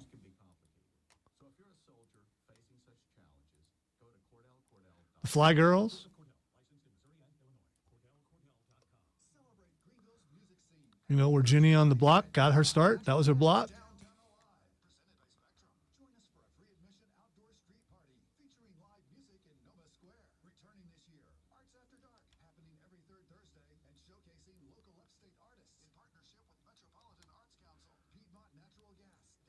Was Shanae, was that Jamie Foxx or was that from the Martin Show? I can't remember.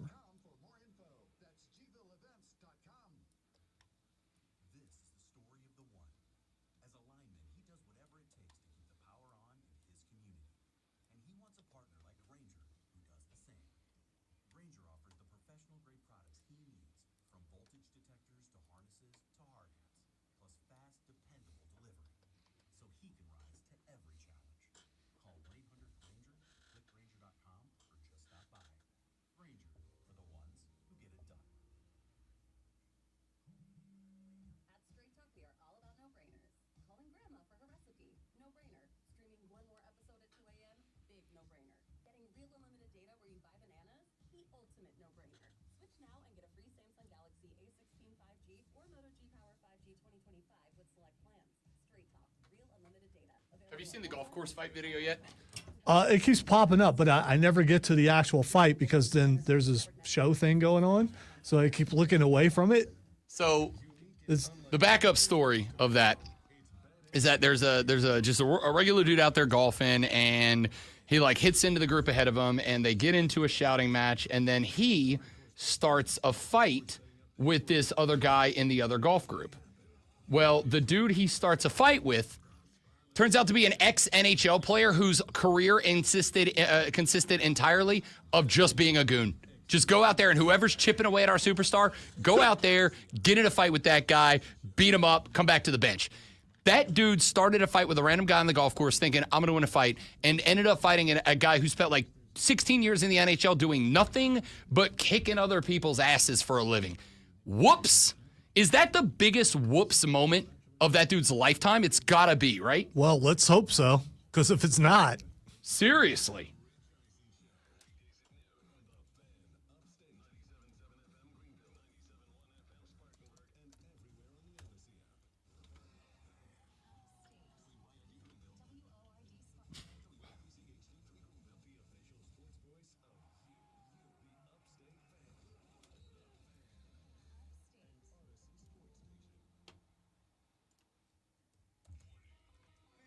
So did the guy hold his own at all? Or did he just No, he got drilled. Okay. At one point, dude's hockey style like has him by the shirt, and it's just in the jaw. 1, 2, 3, 4, 5. It's nasty. Was the police called at some point, or did they just like go their separate No, ways? it cuts out before they get okay. really to the end of it.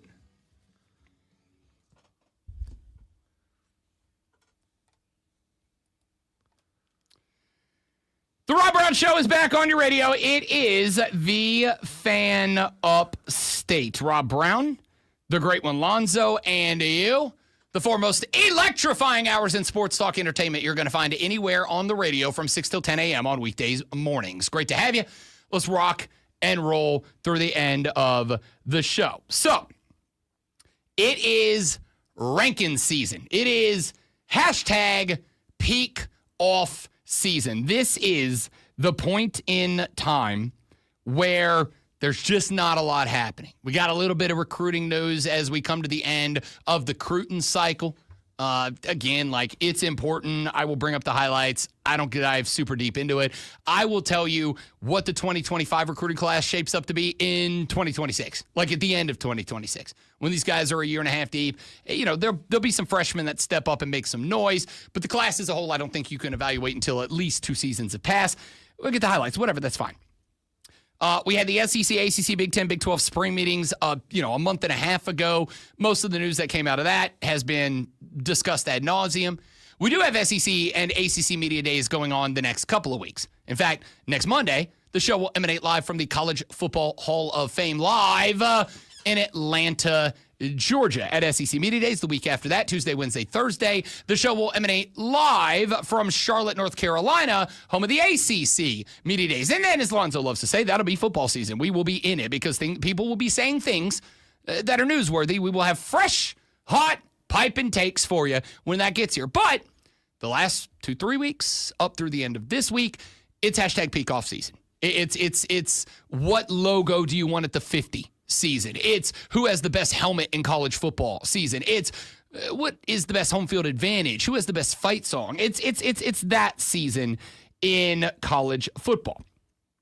So we've been not so much ranking stuff. So if you are a show that does that sort of thing, should they be offended by how you're talking about it? No, not at all. I think I would be because you're like downgrading their program. Not at all. And if they're having fun with it and they're getting response, then that's why it's fine. Yeah. Not at all.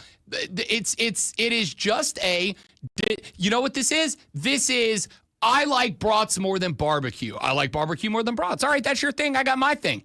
Right? Like, fine, whatever. I'm not going to judge you for that. Now, there are elements of it that I'll go, that's bad. Like, I like my steak more than brats, and I like my steak well done. All right, no, that's just gross. I'm going to fight you. But, like, no, it's just a difference of opinion of what you want to get to in a radio show. This show, if you are looking for who has the best helmet in sports, I'm not your show. But, we can talk about other lists that people have put together. Wow, you're a whole show. There is an article we're actually going to get to in the next segment of the show, though I am considering holding over till tomorrow to give it a little bit more time. Yahoo Sports has put together a list of the top 5 teams most likely to shock us next year. Top 5 teams that they think are maybe playoff teams, maybe conference championship teams that nobody has in that role. Okay, so shock in a good way, not shock in a bad way. Correct. Like what happened to Florida State from one year to the next. Thank you very much. That is correct. It was just the first thing that popped in my head. It's fair. And it's a very good example, I think. So we may push that till tomorrow. I may play with it a little bit coming up later on in this hour. I wish I wouldn't have phrased it that way, but you get the point. And we'll see where it goes. But don't worry, I won't write that one down. I got asked earlier in the show to make a rank because I said I'm not going to play with it anymore. Yeah, stop it. Damn it. I earlier in the show I pointed out that I'm not a big Rankin guy because right now I got plenty going on in the world of sports. We got Wimbledon, we got Major League Baseball, we got NBA free agency still going on, still a couple of players out there. We've got NHL free agency going on. We've got the FIFA Club World Cup. Chelsea made their way into the CWC Finals last night with a 2-0 win. We've got the Gold Cup just ended. The World Cup's less than a year old. Like there's plenty of, to me, on the field, it matters, roster changes, sports to get to that I don't want to rank helmets. All right, it's just not my thing. I'm not saying it's bad if you do. And there is a huge portion of our listening audience that they want that. So I'm fine going to find it somewhere. It's just not going to be here. However, I did get asked. So I said, I don't do rankings. I will react to other people's, though, if they are ranking something that I think is interesting. Top 5 teams that will shock us next year. That's a ranking I'm interested in talking about. Top 100 rivalries in football. But the way I spiced that up was in 2025. That impact this year's football season. Let's talk about how they matter now, not what they mattered like in 1952, right? So I got asked back in hour number 1. And the reason I'm just getting to it at 9:05, 3 hours later, is because I really had to sit down, dial in, take a trip down memory lane, and try to put together where I've been to add to this list. But I got asked earlier in the show to give my ranking as a response to Cole Bryson. Because on our Facebook page the other day, Cole put out his ranking of the top 6 home field advantages in college football. And by the way, congrats to Cole because apparently he's a graphic designer now. Because the little graphic he put up about it was actually pretty freaking dope, to tell you the truth. He did go to college, so I mean... That's true. That's true. He's one of them educated fellers. He put together a pretty cool graphic about his top 6 home field advantages in college football. Let me call it what it is. The 6 most intimidating environments in college football. And the list that he put together was this, Alonzo. Number 6, Williams-Brice Stadium. Number 5, Sanford Stadium, home of the Georgia Bulldogs. Number 4, Beaver Stadium, home of the Penn State Nittany Lions. Number 4, the Compound, Kyle Field, home of the Colt Texas A&M. Number 2, Neyland Stadium, home of the Tennessee Volunteers. And number 1, LSU's Death Valley. That's his top 6. Well, you said 4 twice, but I guess in sequential order. Yeah, sorry. 6, 5, 4, 3, 2, 1. Yeah, okay. From 6 to 1, Willie B, Sanford Stadium, Beaver Stadium, Kyle Field, Neyland Stadium, Tiger Stadium, a.k.a. Death Valley, Baton Rouge, Louisiana. This is one of those things I wish that I could get, but I've only been to one of those. Right. So, yeah. So, again, you can formulate a list like this just by knowing what you know and watching football on TV, playing the EA Sports college football game, getting a vibe, whatever. But to me, I think it's more fun where you've been. And I'm guessing that he's probably been to all those places. I'm sure he probably has been to most of them, if not all of them. So I got asked back in the 6 o'clock hour as a response to this because it got hated in the comments. A lot of Clemson fans going, putting Willie B, but not our Death Valley on that list is an abomination, right? A lot of South Carolina fans going, yeah, maybe we're not a playoff team, but we still got a kick-ass home stadium. I got asked earlier in the show to rank the college football stadiums that I personally have been to, which I think for me is way more fun because I've been there, I've done that, I've been in the stadium, I've been at games. I was able to come up with, in the 18 years, coming up on September, will be 18 years that I have been in sports media. So you never went to any games before you got into? No, I went to some before, but I don't think I added anywhere to the list. Oh, okay. A lot of the places that I went to before, and I did not go to before I turned, the college football games before I turned into a sports talk radio show host. So, because I was in a year and a half after I was out of high school is when I jumped in. Most of the games I went to in high school were the schools around where I was, right? So I went to games in Tallahassee. I went to games in Gainesville. I went to my games in Baton Rouge where my family went to school. That's still kind of a big deal. Sure. But I've also been to those schools as host. So here's the list. And this is a dirty list that I was able to come up with over the last couple of hours of where I've been off the top of my head. Here are the schools, top of my head, I have been to for games.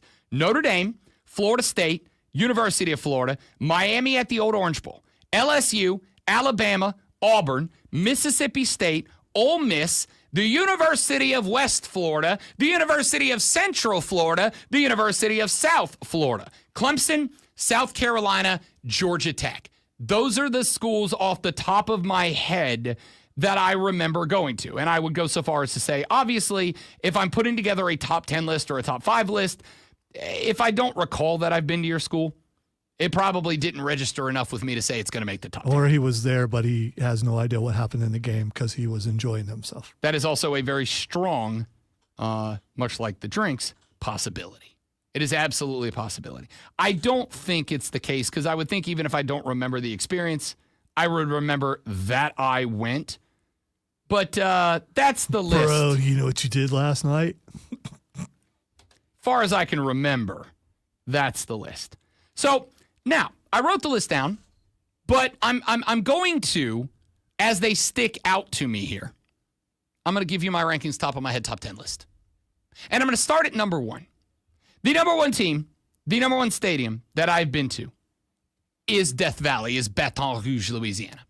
Now, caveat here is that it is number 1 if it is a night game, because I have also been to a couple of day games in Baton Rouge, Louisiana. And while it is still an absolutely electrifying stadium in the daytime for an afternoon kick or a 11 a.m. kick in the Central Standard Time Zone, I will acknowledge that it's a different vibe at night. Because unlike some schools, you can go tailgate Tiger Stadium whenever you want to get there, right? It opens at midnight the night before.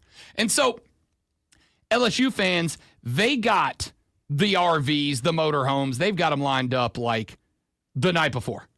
You go to Walk-Ons, which is a little restaurant. They do a big outdoor tailgate. You walk over to the stadium, tailgate through the night, tailgate through the day, tailgate through the afternoon, tailgate all the way up to the game. If it is a night game in Death Valley, Baton Rouge, Louisiana, I'm telling you straight up, it's the best environment in college football. It is brutal to be an away fan because while it is not necessarily like Philadelphia Eagles violent, they're going to give you hell and they expect you to take it. And they expect you to give it back to some degree. But you get a bunch of liquored up, drunk Southeast Louisiana Cajuns all wrapped up around a college football game that they love. Oh, it's chaos. I love Baton Rouge, Louisiana. It is number 1 on this list for me. Number 2 on this list for me, the University of Notre Dame, South Bend, Indiana. Now, I am going to say that South Bend, I have been there one time. I went in 2012, 11. Like, it's been over 10 years since I've been there. And some of these, it's been a long time since I've been there. But just as my experience when I was there. South Bend, Indiana has a handful of things going for it. Number 1, their fans are 100% as passionate as anybody in the country. They love the Fightin' Irish. Love the Fightin' Irish.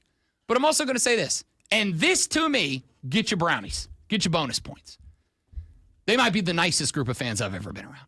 They might be the most welcoming group of fans that I have ever been around. South Bend, Indiana, when I got there, I went up there, a dear friend of mine that I went to high school with who ended up going to Florida State. Her uncle is a big Irish guy, had connections to the university. And that was the year Antonio Cromartie, some of you guys might remember him. Antonio Cromartie was still at Florida State. One of my dear friends from college, her uncle had connections to the university, and he had tickets to go see, she went to Florida State to go see Florida State at Notre Dame. And I think it was like, this was probably year 1, maybe 2 of radio, so maybe it's like 07. She's like, Rob Brown, I know you're in radio. I know you're trying to like go to college football games. My uncle has a couple of seats. If you can fly up to South Bend, Indiana, we'll give you one of the tickets to go see FSU at Notre Dame. And it was like, oh, I get to go to South Bend. Yes, I'm going to do that. So I did. Flew up there. When I got off the plane, I was in neutral colors, right? Wasn't going up there to rep anybody. I was just there to go to a game at South Bend. The nicest group of people I've ever been around. They were welcome. They were courteous from the minute I got off the plane till the minute I got back on it to fly home. It was incredible. Now, I was watching them give hell to the Florida State fans, but they would give you that type of hell that they're like, hey, your team sucks and we hate you. Come on over to the barbecue. We got liquor stored up. Come on over, have a drink with us.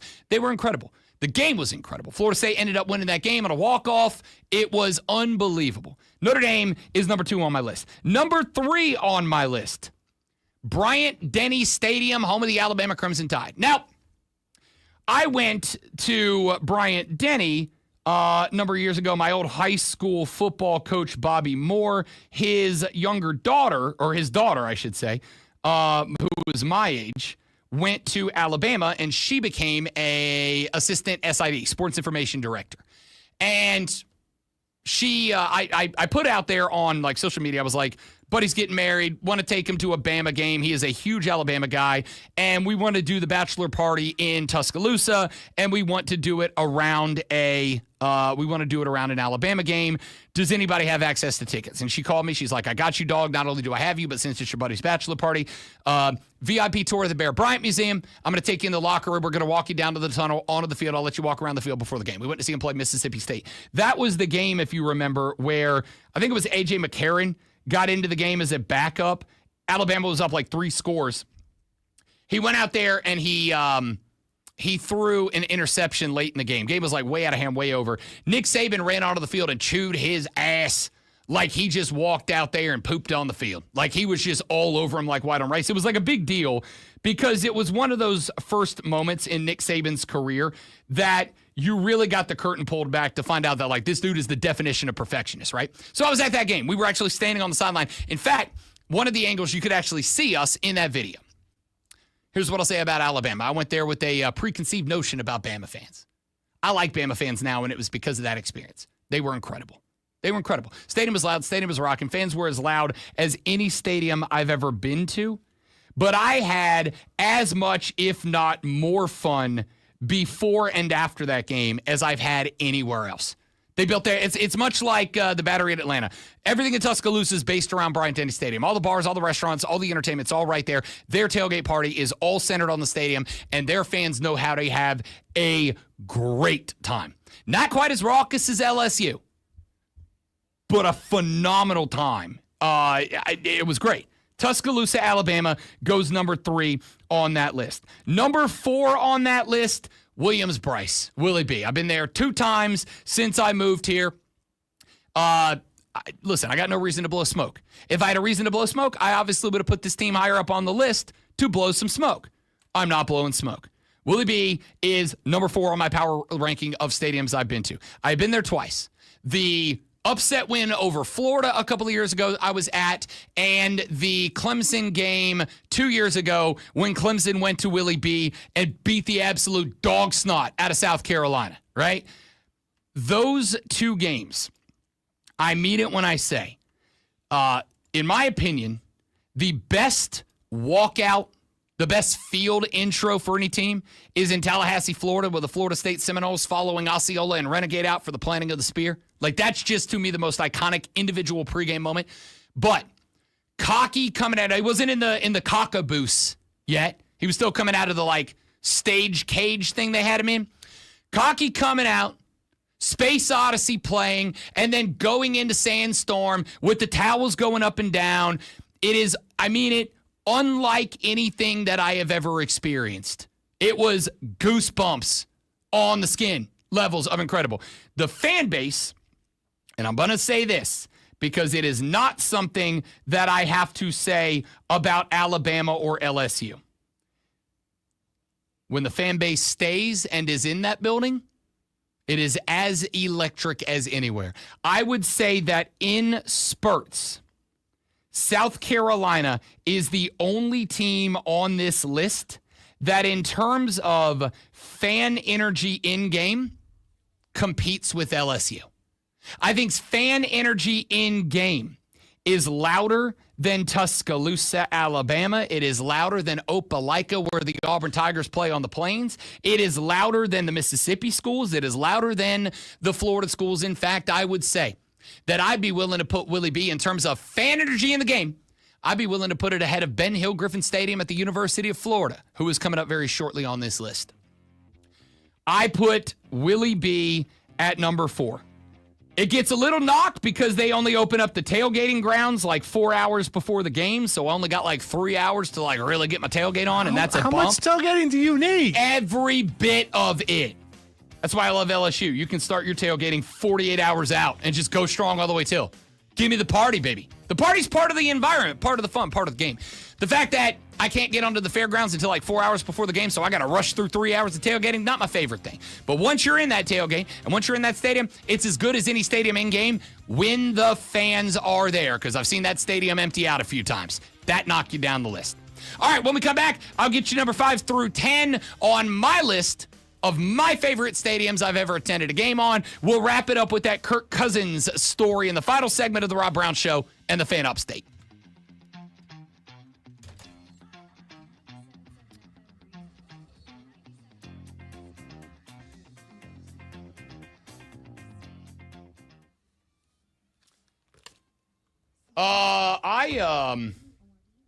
William, I have very fond feelings for Notre Dame. I did not know, I didn't have really any feelings about Notre Dame when I went there. They were just a legacy school that I wanted to say I went to Notre Dame Stadium. I wanted to say I went to one of the most iconic stadiums in the history of college football. I wanted to see touchdown Jesus, but I had no feelings about Notre Dame fans. I am going to tell you straight up. The Notre Dame fans when I was there were incredible. The Notre Dame fans were kind, they were gracious, they were generous, they were polite, they were giving. They also gave you hell, but they gave you everything they asked for. I loved it. Way up at the top for me. I'll be right back.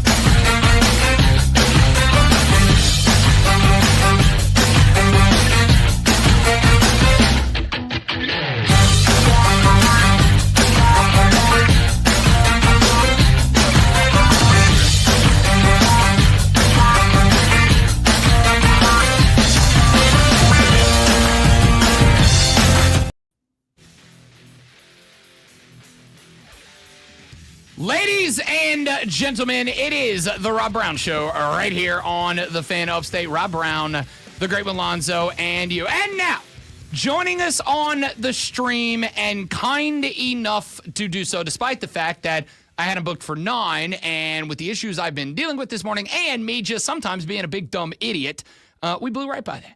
And Chapel Fowler from the state said, don't worry, dog, I got you. I'm jumping on, and kind enough to do so now to talk a little bit about Clemson, about their NIL story, about the comments of Brad Brownell that he made earlier this week, et cetera, et cetera, et cetera. Chapel Fowler making his long-awaited and, frankly, honestly, well overdue return to the Rob Brown Show. What's up, young man? How we feeling, big dog?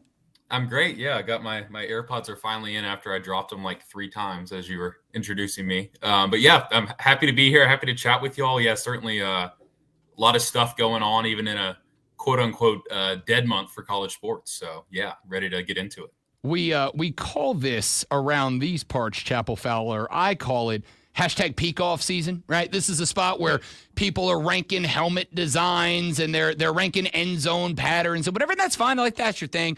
I like to talk about things that are actually impacting sports on and off the field. And Brad Brownell decided, hey, let's spice it up a little bit earlier this week. He did an interview with On3 Sports where he said that he expects the basketball program is going to be getting roughly 11% of Clemson's revenue share cap, that $20.5 million, which equates, I'm real bad at math, to around $2.25-ish million.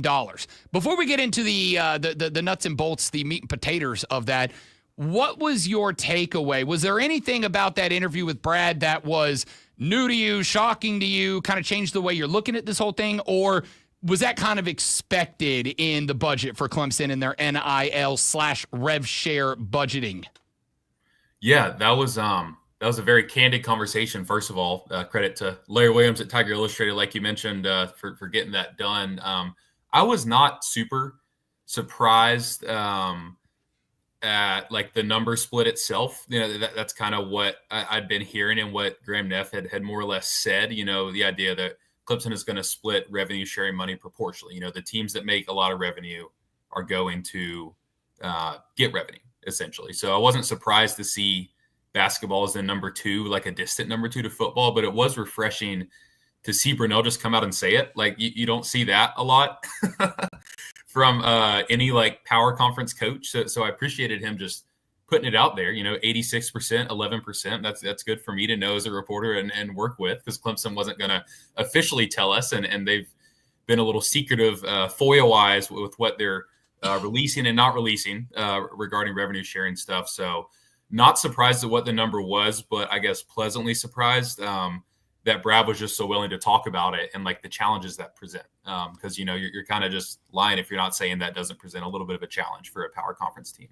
Yeah, he not only said that, but he also pointed out that he believes that some of the direct opponents of the Clemson Tiger basketball team will be getting up to maybe a little bit more than 20%. And I assume that's probably accurate for schools like North Carolina, for schools like Duke, that the basketball is as big, if not bigger than the brand in football. But I kind of looked at that and I took it. And tell me if this is a hot take, if I'm going too far, if I'm making too much of it. But I kind of looked at that and went, all right, on one hand, Clemson's football is the crown jewel. We all know that. But considering Brownell the last 2 years has really had this basketball team trending upward, I would think right now would be as good as ever has been to invest in the basketball team. Is this should I take this as Clemson thinks basketball is a secondary sport, or this is just how highly they think of football as the revenue generator? Probably a combination. I mean, I think anybody at Clemson would be lying to themselves if they didn't say that football is like the power driver of everything in this athletic department they have. And in a lot of ways, the university too, like just the economic impact and the like fall Saturdays, what those 7 do for the local economy and everything. Like, and as you've seen, realignment is essentially driven by college football television contracts. Like, this is why all this crazy stuff has happened over the last however many years.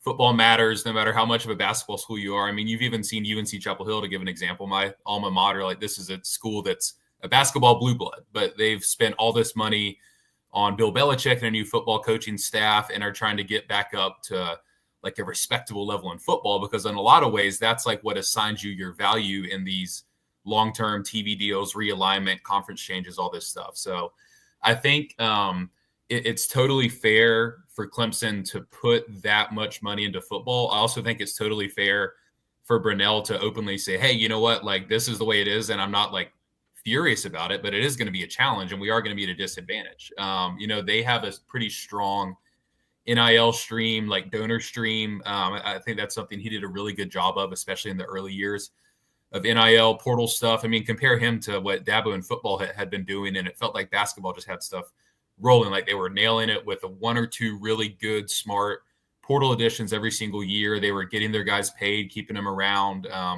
Basketball has like a nice little donor pocket, and in a lot of ways, that is Brad Brunell like cultivating that and bringing people on overseas trips and establishing this, Friends of Clemson basketball group that he'll like have cocktails with post game, every single home game and stuff like that. So he has worked really hard to build up the non-rev share parts of what they're going to be able to get and use money wise.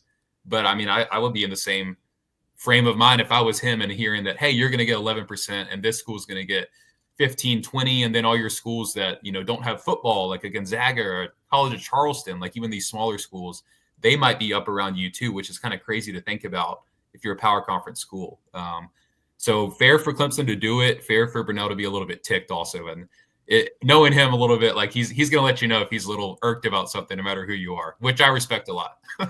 Yeah, no, for sure. Like I also appreciate it. And don't get me wrong, like I think it's a little politicking from Brad Brunell because Clemson, as you pointed out, kind of being quiet. They're not going to put the numbers out there. And for the record, that's not a Clemson thing. I think most schools are going to avoid it. I don't want everyone else knowing how I'm divvying up my cash because if I get it right, they'll copy. And if they don't, they'll take advantage, whatever.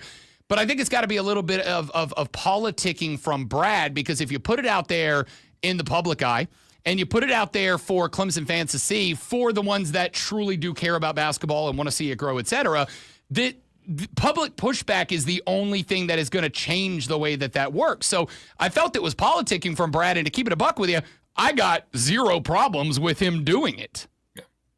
Yeah, no, me either. I mean, he's done more with less for a long time. I think he understands very well that Clemson is a football school, first of all, for better or for worse, and he understands what that does for the entire athletic department, how that helps basketball, but at the same time, how that can also pull away from basketball. Like even in year 15 or 16 for him, like he's willing to do the sort of stuff that like maybe a coach just getting started at a job would do in terms of program promotion. Like he's very available to the media. I mean, that interview, that's something that him and Larry Williams have done like every summer, almost since he's been there, like a long, like 3-hour sit down. Like that's the type of thing that you're probably not going to get annually with like a John Shire or Bill Self or Hubert Davis or something. So he very much is still like wanting to build the program and not like taking that as a negative, just knowing that's kind of part of the unique job he has. I think that's probably one of many things that kind of helped him stick around when Indiana came after him. And he kind of touched on that in that interview you mentioned too.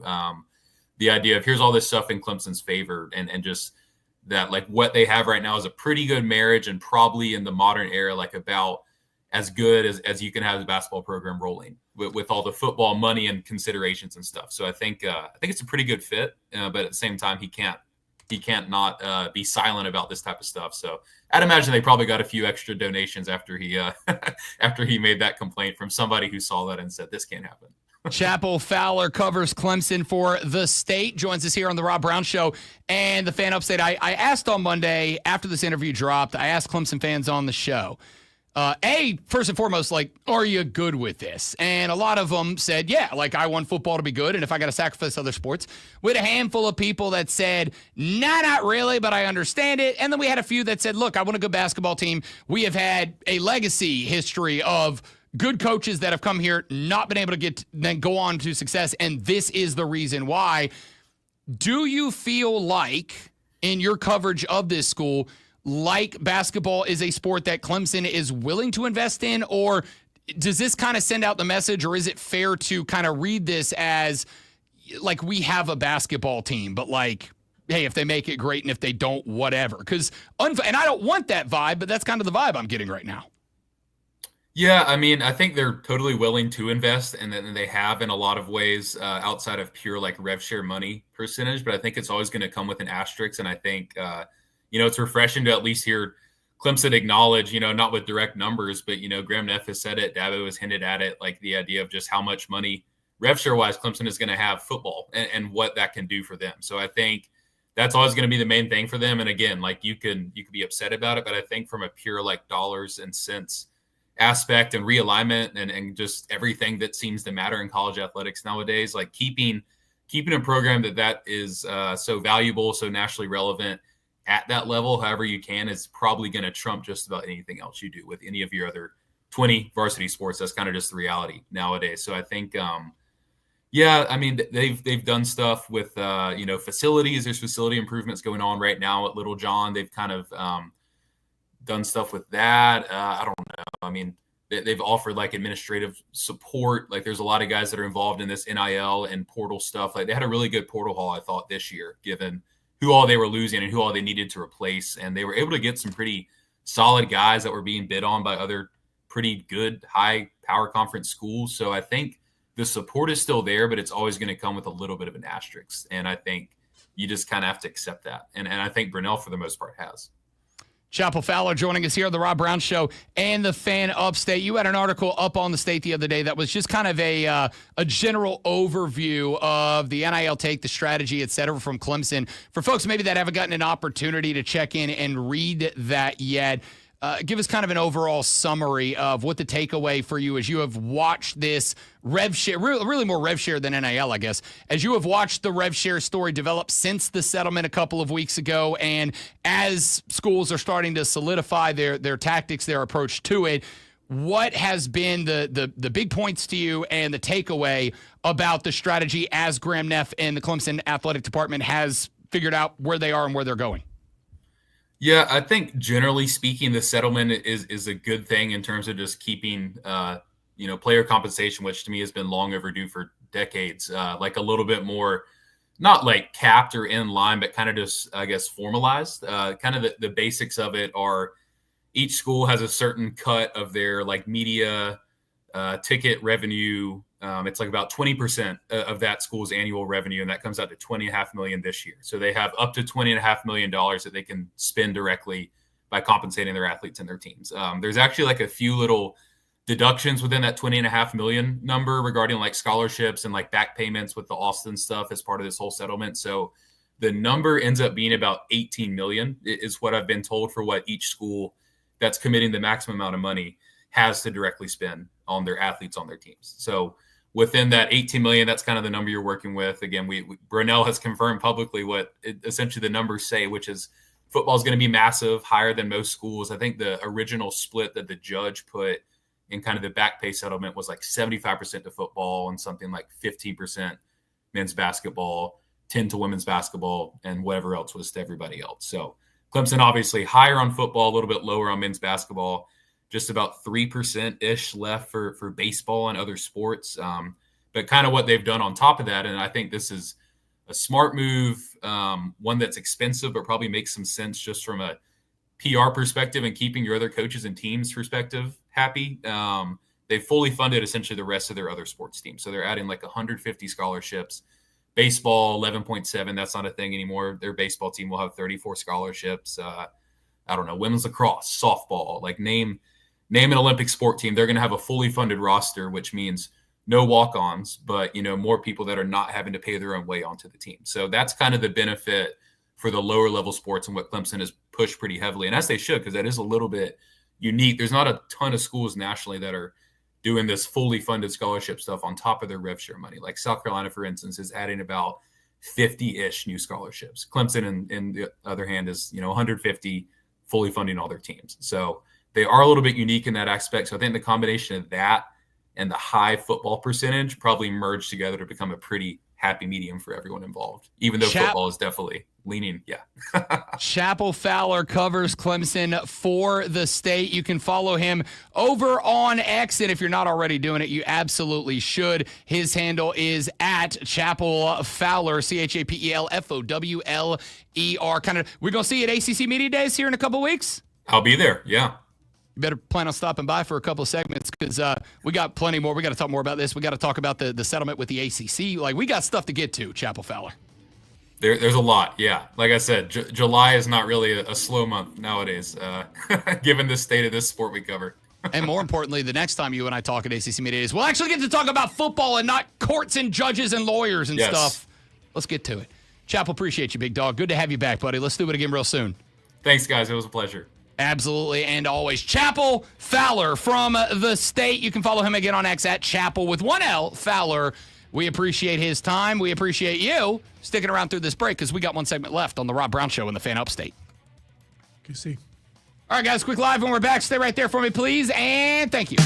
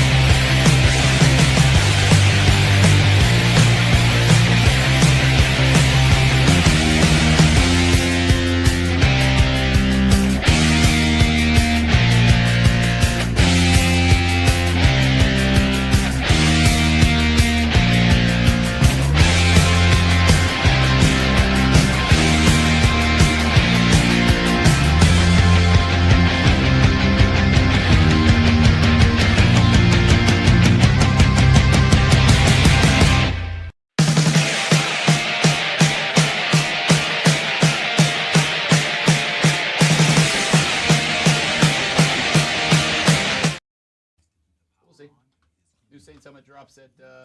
Oh, I got the wrong thing up. There we go.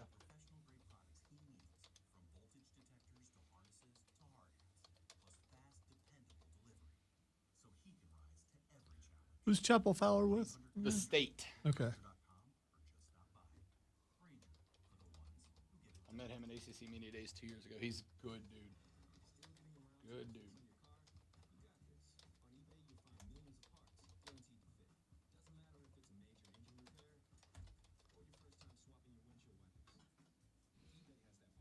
So, do you put down just the State, or do you have to put down the State newspaper? I guess you got to put. I would probably put the State newspaper. Yeah, because what state is he talking Yeah. about? And it's not so much that it's required, so much as it's just going to make it easier for everybody. Yeah, for clarification. Okay.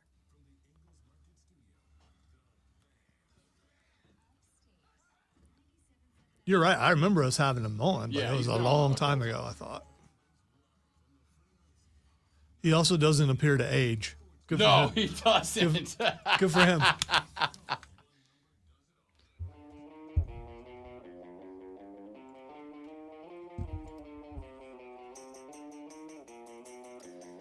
The Kirk Cousins stories that have come out of the quarterback documentary, which dropped episode 1 last night on Netflix. Very interesting. There are 2 of them that have come out of that first episode of the quarterbacks documentary produced by Peyton Manning and Omaha Productions. The 2 stories are this, and I will identify them, set them up, we will talk about them, and then based on what's already happened in the show and the fact that we have like 3 minutes till we got to get to what the X is going on, means we're probably going to bring them up in more detail tomorrow on the show. So if it interests you, see you tomorrow.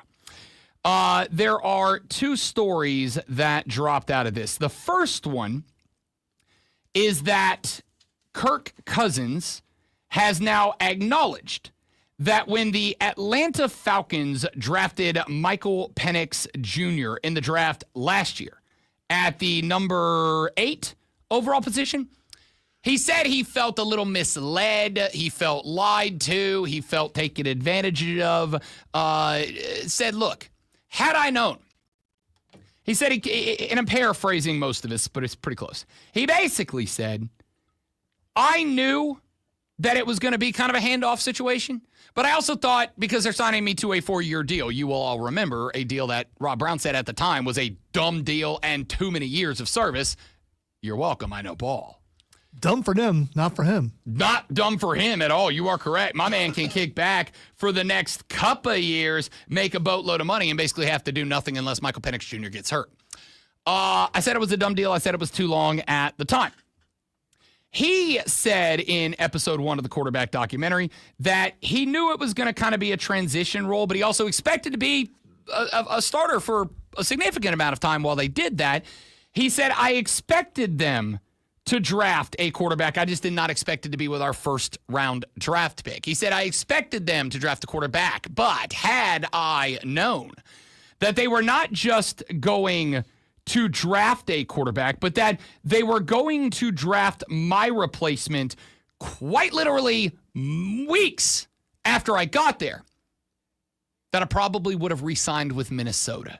I probably would have stayed in Minnesota, which honestly would have probably been the better option for Kirk Cousins, even if they didn't draft Michael Penix, because as we have seen, because Kirk Cousins had a career year, then got signed by Atlanta, and then Sam Darnold showed up. And again, I don't hold what happened to Sam Darnold in New York. I don't hold what happened to Sam Darnold in Carolina against Sam Darnold, because while I think both of those organizations are better now than they were then, they were dumpster fires then. It's not real hard to be better than those organizations were when Sam Darnold was there. But he took 2 quarterbacks, both of whom were fine in their previous spots, did Kevin O'Connell, head coach of the Vikings, and he got them both massive contracts after playing there. That is part of the reason that while I do not believe that J.J. McCarthy is going to be a great NFL quarterback, if anybody's going to be able to get the most out of J.J. McCarthy, it's Kevin O'Connell. He got the most out of Sam Darnold and Kirk Cousins. Good on him. So The other story that Kirk Cousins broke, and this is one I suspect we are going to have a longer conversation about tomorrow, is it turns out Kirk Cousins is a liar. I don't want to believe that was the case. But it turns out Kirk Cousins is a liar. Remember, after the season was playing poorly. He said, after the season, my arm was dinged up. I was playing through it. And I said, look, there's only one or two options here. Option one, Kirk Cousins was hurt. He lied to the Falcons about it to keep playing. Option two, the Falcons knew he was hurt. They lied to the NFL, which is a big no-no. So I doubt that. Turns out, is omission a lie? Yes. Is it? Yes. Are you sure? In this case, yes. Omission is a lie. Yes. So you never say anything, but it's considered a lie. Yes. Lying by not telling the truth, to me, is the lying. If I know that there is You're not saying anything, though. If I know that there is a bit of information that if I gave you that information would impact the way that you handle your business and that I don't give you the information so that you handle your business in a way that I want you to handle it, that is lying by omission. Or insider trading, I suppose. Which is a crime. Well, that is, yeah, for sure. We're going to talk about this tomorrow. Show presents Twitter. You hesitated. That's no, it's fair. That's where I was planning on dropping it anyway. All right, because we are going to talk about that tomorrow. Time to find out, or probably fight about it, I guess. Find time, and then time find, and then you find the time to talk about what is Xing today. The first thing that's Xing is Al Horford. Al Horford Xing. Is Al Horford signing another contract? No. Okay, because that dude's been around the NBA for, I believe, 62 years now. This one I don't expect you to know, but I think it's funny. Shai Gilgeous-Alexander is the cover for 2K26, and they have faded out faces of players, and people have found out that the one guy directly behind him is Al Horford, so he's trending. Good for Al Horford. Even though they grayed out his face. No, so you can still tell it's him. So on one hand, if that was me, I'd be a little butthurt about it. On the other hand, I would spend the rest of my life telling people I was 100% a cover athlete for EA NBA 2K. I'd 100% tell everybody I know, yeah, I was a cover athlete. Me, Patrick Mahomes, Tom Brady, cover athletes. I don't think Al Horford has to impress anybody. He has made a lot of money. He has made, because he's played 62 years. Yes, he has. Good for him, by the way. The next thing it's Xing is HBO Max. HBO Max. I do not necessarily know why it is trending. I do know that HBO Max, probably more than, I would argue maybe any of the other streaming services right now, is one that I feel has earned my money lately.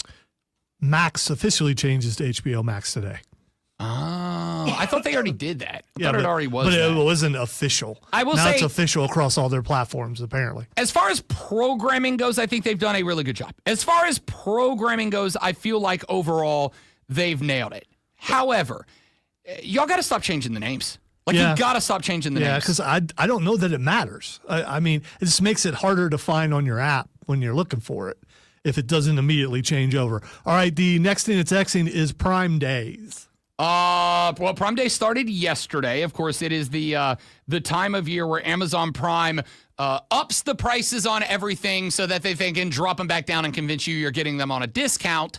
It is also the time I'm 100% going to buy most of the things I buy on Amazon. Here's my favorite thing, and I will say this is good for you, the consumer. What I have noticed is that over the last couple of years, predominantly this year, I'm starting to see a lot of the other brick and mortar box company stores, like the big box company stores. I'm starting to see them kind of do their own Amazon Prime equal sales, right? And if you play that right now, here's what I will say. Before you buy something, because Amazon or whoever says, oh, it's 45% off right now, check what the price of that item was 2 months ago. All right, because what they do is they tick the price of the item up like a percent leading up to, and then they knock it down. It's still probably lower than OG, but they take it from $20 to $30, and then they sell it on a huge sale at $15. And it's you're only saving $5, but they make you feel like you're missing a 50% deal if you don't buy it right now. Just be careful is all I'm saying. All right, the final thing that's Xing is Tom Hanks. Tom Hanks turns 69 today. That's what I was going to say. Is that right? Yeah. Right.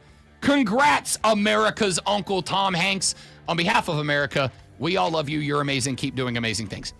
Ladies and gentlemen, I want you to all go today. I want you to go to Wikipedia. I want you to look up Archaeopteryx and Tiktaalik. I want you to read about my favorite 2 fossils ever discovered. I want you to learn all about everything they meant, and I want you to join me and Joe Burrow on Team Nerds Who Like to Learn Cool Stuff About History. It's a fun place to be. Thanks for being here. Hope you enjoyed the show. If you didn't, I don't know what to tell you. It was probably your fault. Come back tomorrow. We'll try to do better. It's the Rob Brown Show. It's the Fan Upstate. Later. Let me tell you, you don't know ball. Listen, it was that guy that used to be on WWE. Yeah, so did he announce he's No. taking time? Somebody said He did say he was taking some time Yeah. off, but he didn't say that he was gone for good. But the last 2 Raws, they haven't mentioned him at all. Well, it's just weird because I assumed he was until football season fired up. And it's like, I would be fine if, like, fine, he can do whatever he wants. It would make sense to me that he was going to take maybe, like, a week or 2 leading up to football off to give himself a couple of weeks of laying low before he's got to start traveling the country for game day. For him to take off in July, months before game day starts, I'm like, Well, he has said he cited exhaustion, right? He is, yeah, and he said I understand. that has been the plan. But the fact that they stopped mentioning his name, that is, Oh, they've just stopped referencing him. yeah, they haven't referenced him in a couple weeks.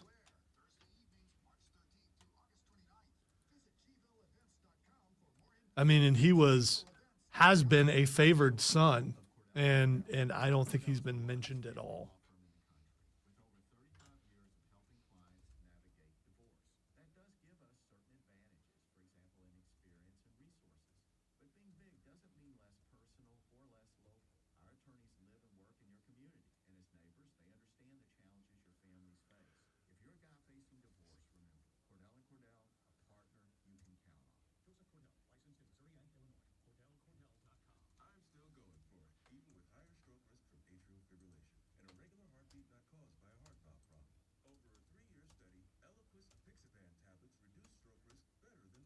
We'll see. I hope so, Austin, because that means he's around the Georgia area, and Rob could run into him and like get him on the show, or get told that he's coming on the show and then he'll never come on. But, I have come this close 4 times to buying tickets to Evolution because they're less than $40.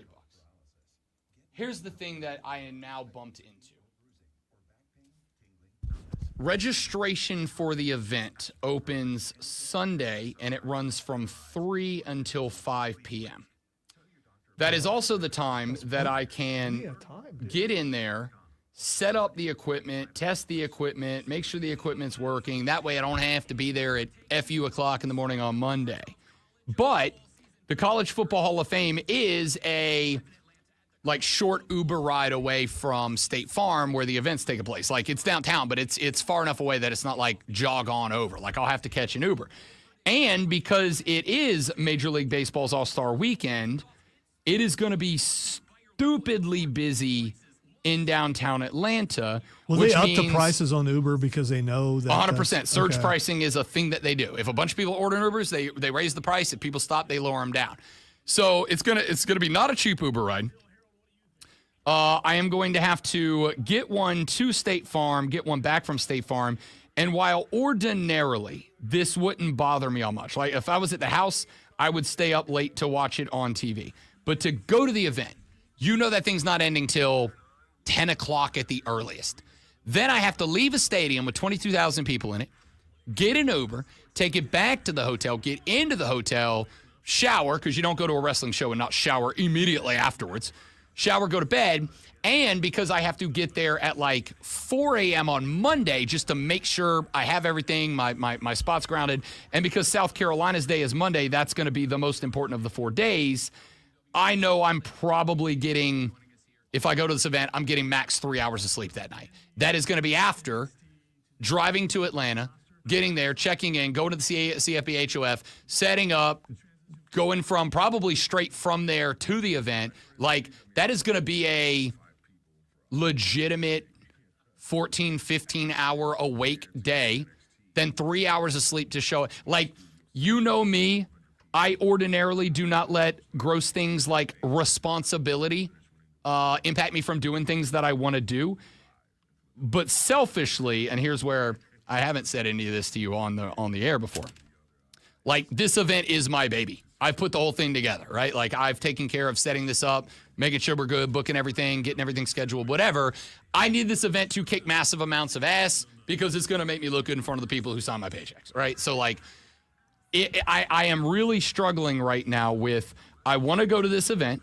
I am an advocate of women's wrestling. I would love to be there to be the loudest person in a 20,000 person NBA arena and be that advocate, that supporter. At the same time, if I don't get back to the hotel, if something goes squirrely, I don't get back till like 1, 2 a.m., I might be going on a 24-hour day, no sleep, before I have to do the show. And by the way, when the show's over at 10, that media day event goes till 5 in the afternoon, which means I am there all damn day. Well, you know what you could do? I mean, the thing starts at 7. Leave at 9. You know I'm not doing that. You could. Let's just call a buck. You absolutely could do that. You could leave at 9 and probably have a better shot at getting an Uber. Get back to the room. While you're Ubering, you can watch the rest of the show on your phone. I am not going to pay, after Ticketmaster fees, north of $40 to go to an event and leave before the main event. It's not going to happen.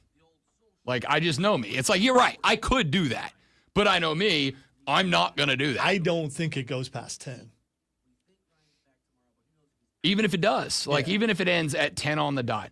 I am likely looking at north of an hour to get back to the hotel. So let's say I get back. Let's be conservative and say I get back at 11 p.m.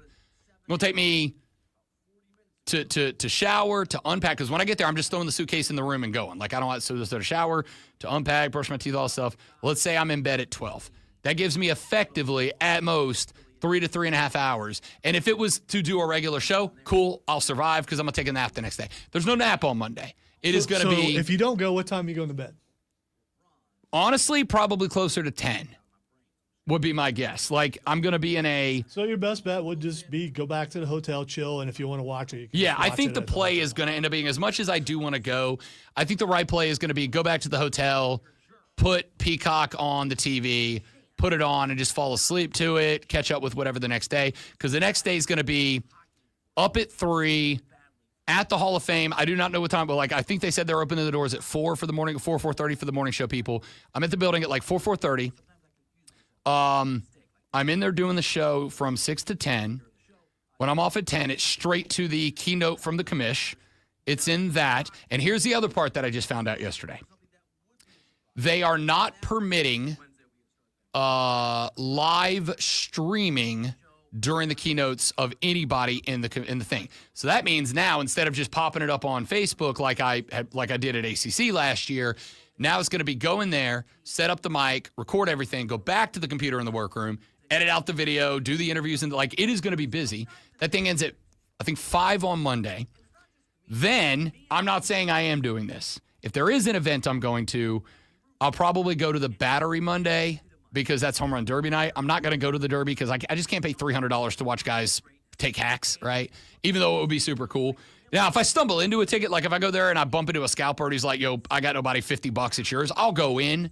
But go to that, probably hang out at the Battery till like 9, 10, then go back to the hotel. I'm not as worried about Tuesday, Wednesday, Thursday, not South Carolina. I'll already be in the groove. I'll know where everything is, whatever. But like Monday, I need to be on the A game. So I just don't know that. If Evolution was Saturday night, I would 100% go. Well, Saturday night's main event is Saturday. But Saturday night's main event is Saturday. And there's also NXT Bash at the Beach is like at 3 p.m. on Saturday. See, there is a part of me that wants to... There's a part of me that wants to just pay my own hotel room on Saturday night and go over. The problem is I haven't taken off the Saturday show, which means I can't leave till 4, which puts me in Atlanta at the absolute earliest at 6:30. I assume main event probably starts at 7 or somewhere around that. No, 8. 8? It starts at 8. So it would be drive over, drive straight there. I'd have to pay for not just pay for the ticket, which I assume for main event, the ticket's probably more than $40.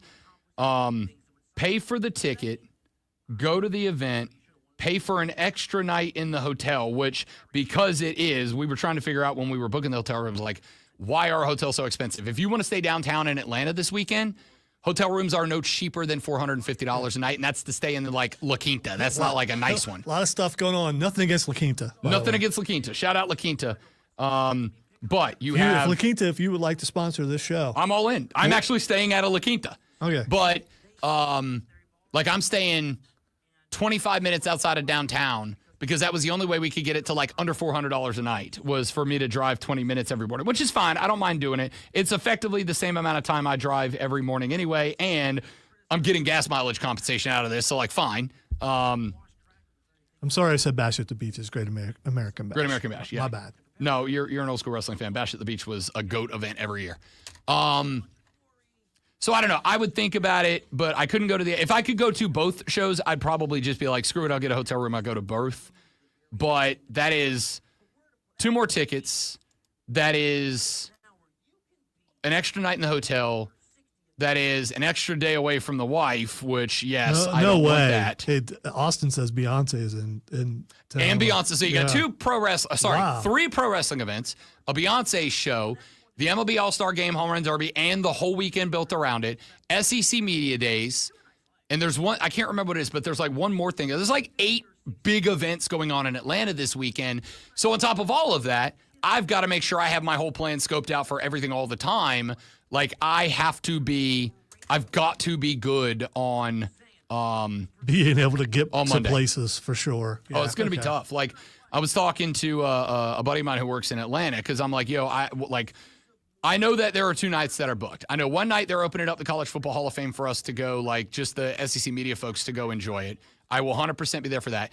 And I know one of the nights, I think Tuesday, the Georgia Aquarium does adults night where they basically turn it into a bar.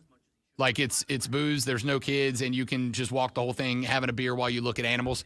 Your boy's all in for that. I know those 2 nights are booked, and I told him, I'm like, if you want to do the Georgia Aquarium thing with me or whatever one of the 3 nights I have open. Oh, no, because Wednesday night is Atlanta United hosting Chicago Fire and MLS, and we are going to go to that game too. That's my Wednesday night plan. So, like, I got stuff to do. I can go to that game because the Mercedes-Benz is, like, next door to the College Football Hall of Fame. So, I'm like, I'm going to leave the College Football Hall of Fame for Media Day, walk outside, I'll be at the tailgate for the MLS game, and then I'll just go to the game. So it's like right there. Yeah, that's good. Yeah. I'll already, because I'm parking my car early that morning, so I'll have parking already taken care of and paid for. Like, it's all good. So we'll see how it goes. But it's going to be slammed. I did think about, because I think the Beyonce concert is, I don't remember, I think it's multi-nights. I think she's doing 2 nights. I really did think about going, but I'm not big enough of a fan. I like Beyonce, but I'm not big enough of a fan to pay the ticket prices for a show that I'm going to say this. I am a Beyonce Knowles fan. I like her stuff. I've been bumping Beyonce since she was in Destiny's Child. All right. I'm OG Beyonce fan. The Cowboy Carter stuff just isn't it for me. I'm not saying it's bad. I'm not saying she should stop. I'm not saying any of that. I'm just saying the Cowboy Carter stuff is not for me. So I'm not going to go see the Cowboy Carter tour that is based around that. And on top of that, the tickets are more expensive than they are for anything else happening in Atlanta. I think they are about the same as the All-Star Game tickets. So it's like, now if I'm not going to see Shohei Ohtani in the All-Star Game, I'm not going to see Beyonce. Sorry, can't do it. Can't do it. All right, dudes, I got to go. We got to go. Hope you had fun. We had fun. Well, most of it. Most of the time we had fun. Archaeopter X TikTok. Go look them up. See you back here tomorrow. Have a great day. Appreciate you. Tell your friends about us. We're trying to get rich and famous and retire. Goodbye.